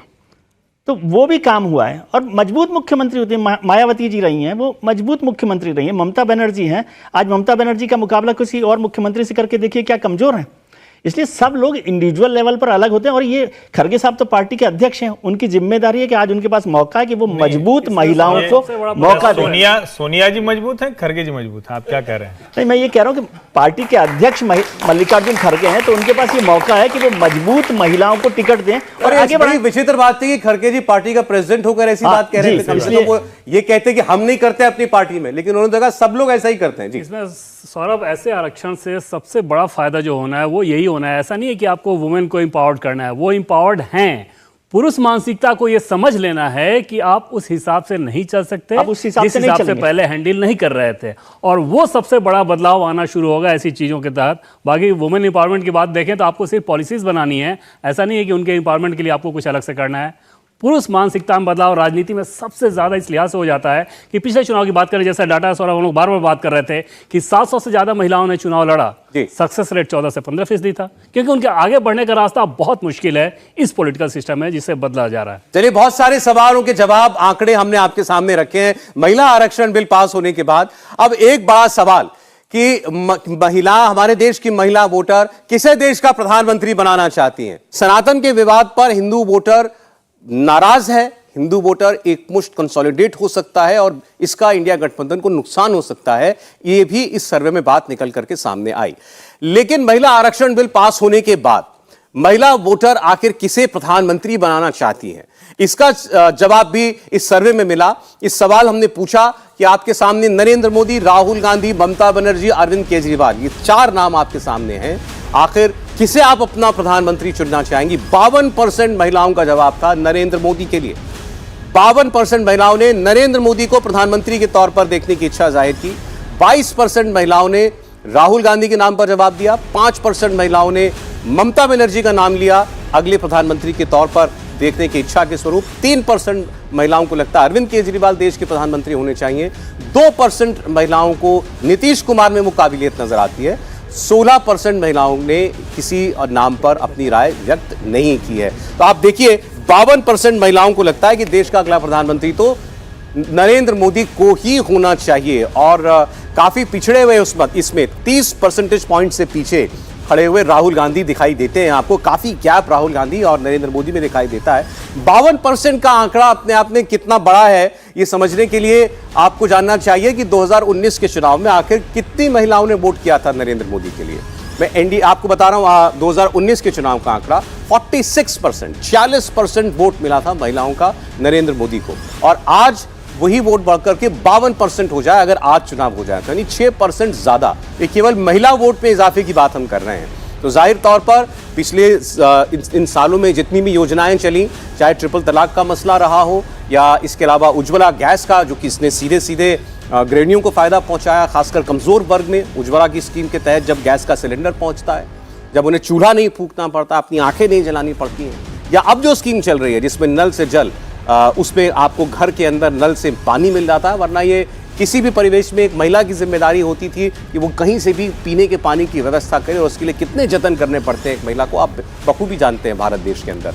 तो इस सब का नतीजा है कि महिलाओं में नरेंद्र मोदी की एक्सेप्टेबिलिटी, महिलाओं के बीच में नरेंद्र मोदी की लोकप्रियता लगातार बढ़ती हुई दिखाई दे रही है। अब मैंने आपके सामने कुछ योजनाओं का नाम लिया, उस पर मैं आपको एक बताऊंगा कि किस योजना को लेकर के कितना प्रतिशत लोगों के बीच में रुझान है। लेकिन 52% महिलाएं नरेंद्र मोदी को अगले प्रधानमंत्री के तौर पर देखना चाहती हैं। इसको भावेश ही आपके लिए एक्सप्लेन करेंगे। ये डेटा जो है दिखने में आधा से मतलब लगभग 50% के करीब दिखाई देता है, लेकिन वास्तविकता में जाएं तो कितना बड़ा आंकड़ा है। देखिए, सपोर्ट करना एक अलग होता है कि किसी इशू पे महिलाओं ने सपोर्ट किया। जैसे कि आपने देखा कि वुमेन रिजर्वेशन पे लगभग 70% के आसपास उनको श्रेय दे रहे हैं, लेकिन जब वो वोट देने की बारी आएगी तो बहुत सारे इशूज आता है। जैसे वो जिस कॉन्स्टिट्यूंसी से बिलोंग करते हैं कि वहाँ पे उनका जो सांसद है वो कैसा काम कर रहा है, या विधायक जो है वो कैसा काम करे, कॉर्पोरेटर कैसा काम करे, और जो इशूज है, धर्म इशू आ गया, कास्ट इशू आ गया, बहुत सारे इशूज आ गया।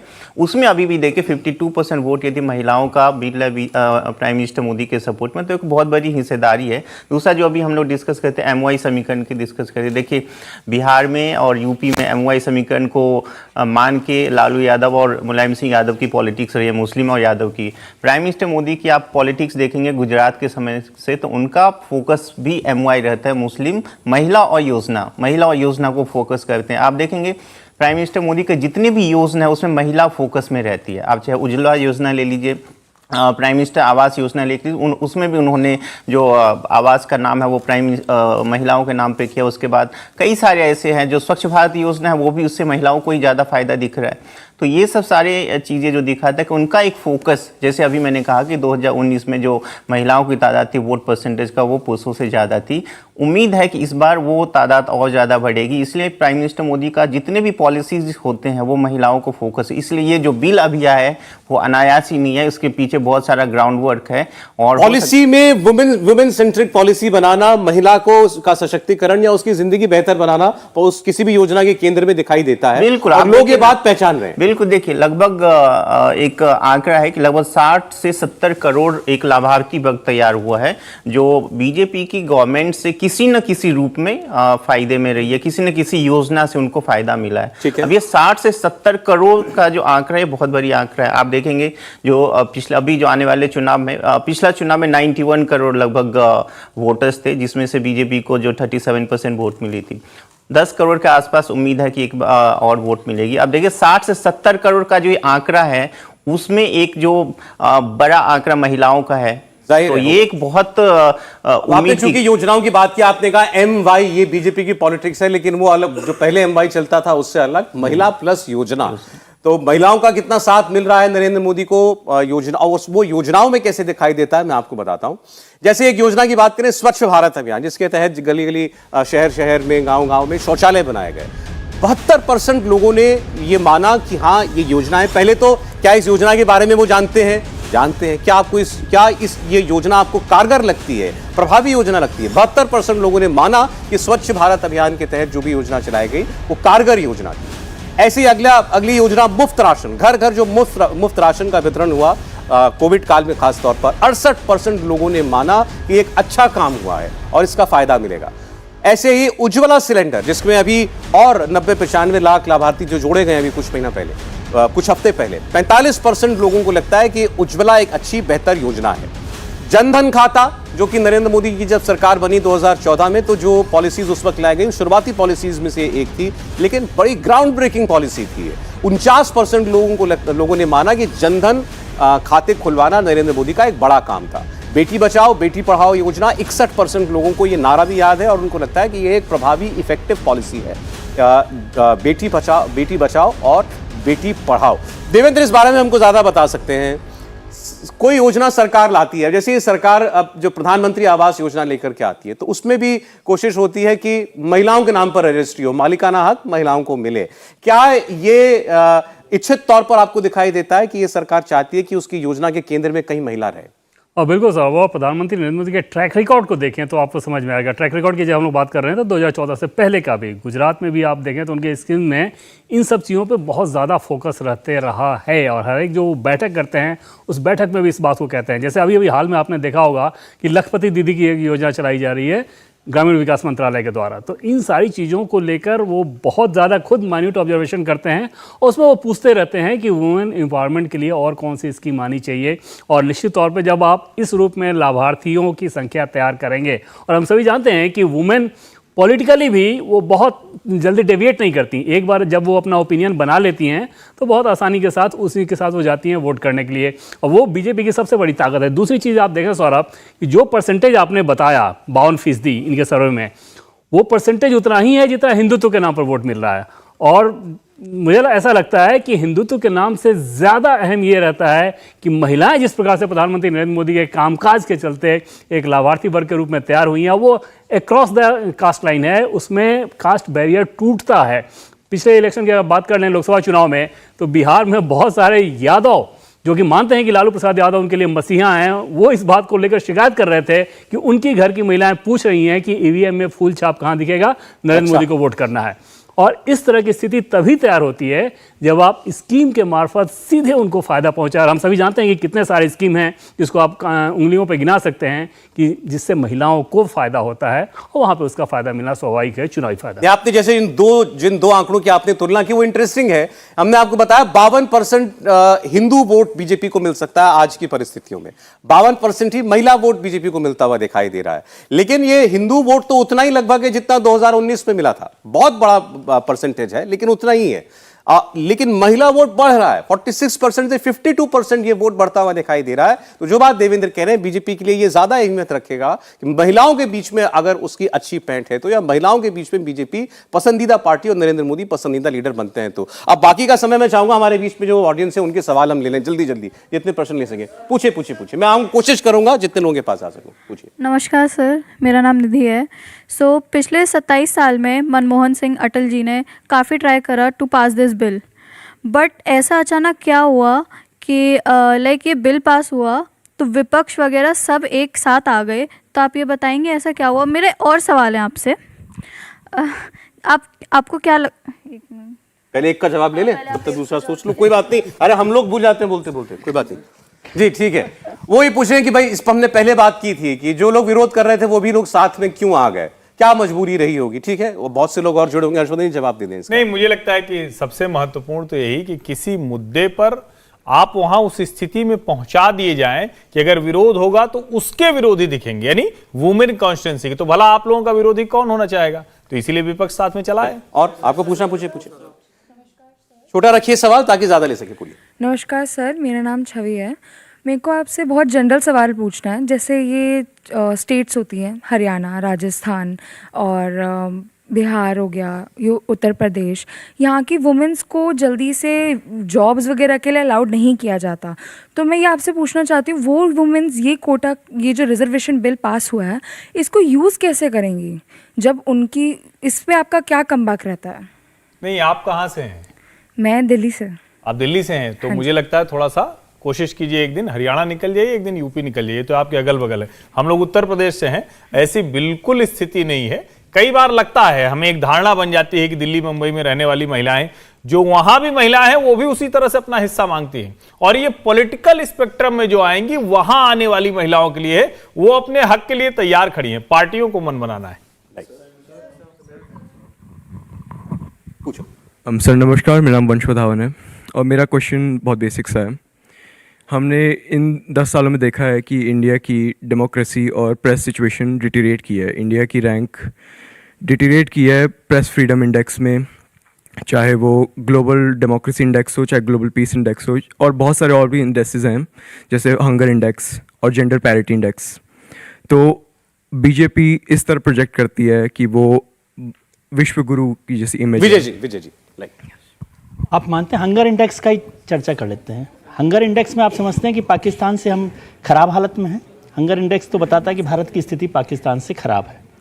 तो उस इंडेक्स को छोड़िए, डेमोक्रेसी की बात करते हैं। पिछले 10 साल में जितने चुनाव हुए, उसमें आज की तारीख में 29 राज्यों में 16 राज्यों में भारतीय जनता पार्टी की सरकार है और बाकी राज्यों में नॉन बीजेपी गवर्नमेंट है।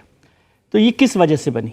अगर ईवीएम में गड़बड़ी होती, अगर डेमोक्रेसी में गड़बड़ होती, तो फिर तो सारी की सारी जगह भारतीय जनता पार्टी की सरकार होती। नहीं हुई ना, हर बार बदल रही है सरकारें। लोग जो है विधानसभा में भी बदल रहे हैं, लोकसभा में अपना प्रतिनिधि बदल रहे हैं, और एमसीडी में भी। दिल्ली में आप देखिए कि एमसीडी में 15 साल से भारतीय जनता पार्टी थी, वहाँ पर आम आदमी पार्टी आ गई है, अलग अलग जगह पर आ गई है। तो ये एक परसेप्शन बनाने की बात है, लेकिन आप सच में देखिए। और जब ईवीएम की बार बार चर्चा होती है तो ये होता है कि जब आप हार जाते हैं तो कहते हैं ईवीएम में गड़बड़ है, और जब सरकार बना लेते हैं तब ईवीएम की चर्चा नहीं होती। पूछे।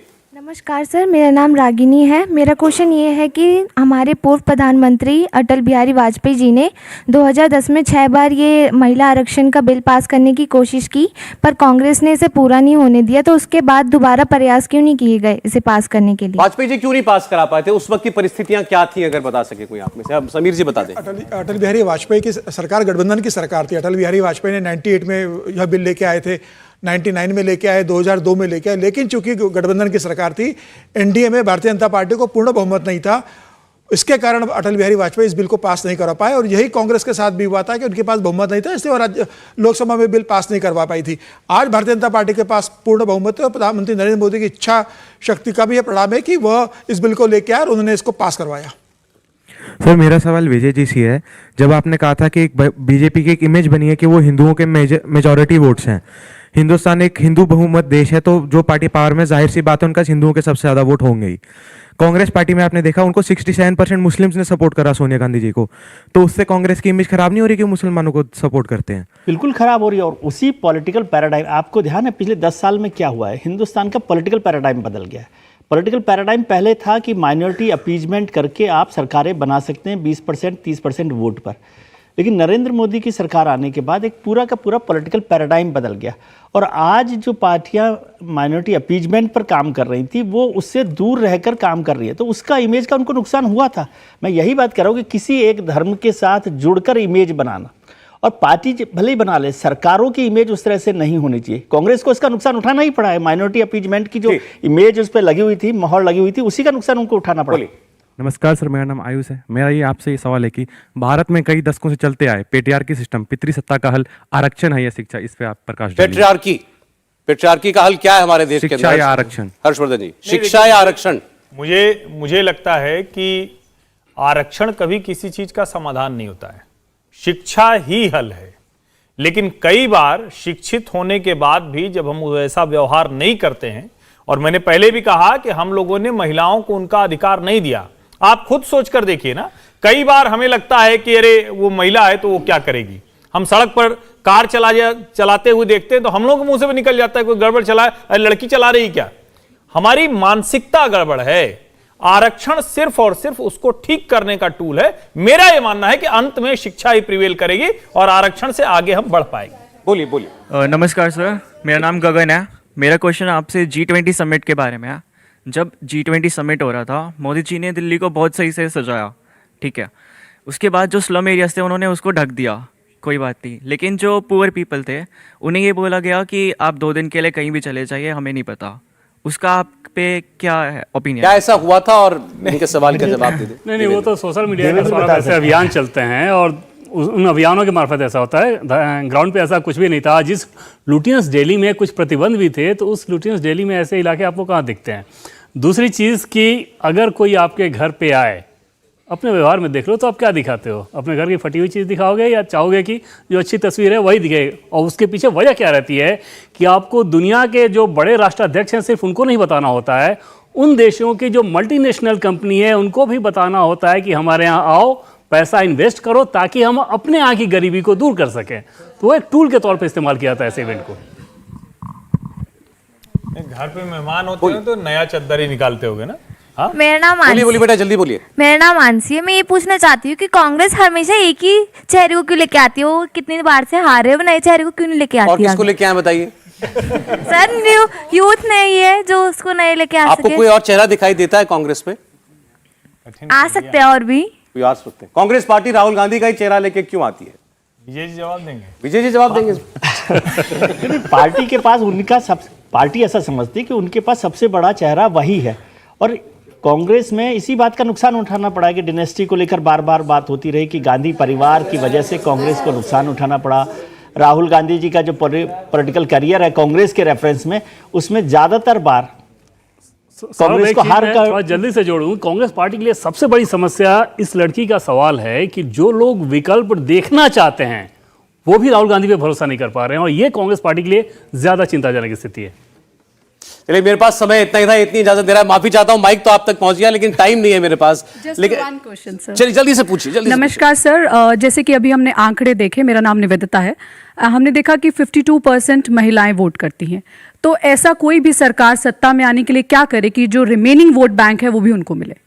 52% तो बहुत ज्यादा है इस देश के इतिहास को अगर ज्यादा और ज्यादा से ज्यादा हिस्सेदारी बढ़ाएगी। और ये हिस्सेदारी का ही नतीजा है कि जितनी महिलाओं की हिस्सेदारी उन्होंने बढ़ाई है उससे नॉट अबाउट ओनली महिलाएं। ऐसा क्या करे कि जो रिमेनिंग वोट बैंक है वो भी उनको ही मिले? वो तानाशाही हो जाएगी, फिर ऐसा होना नहीं चाहिए। चलिए, आज समय इतना ही था। बहुत जोरदार तालियां बजा दीजिए अपने लिए, आपके लिए। आप स्टूडियो में आए, बहुत शुक्रिया आप लोगों का।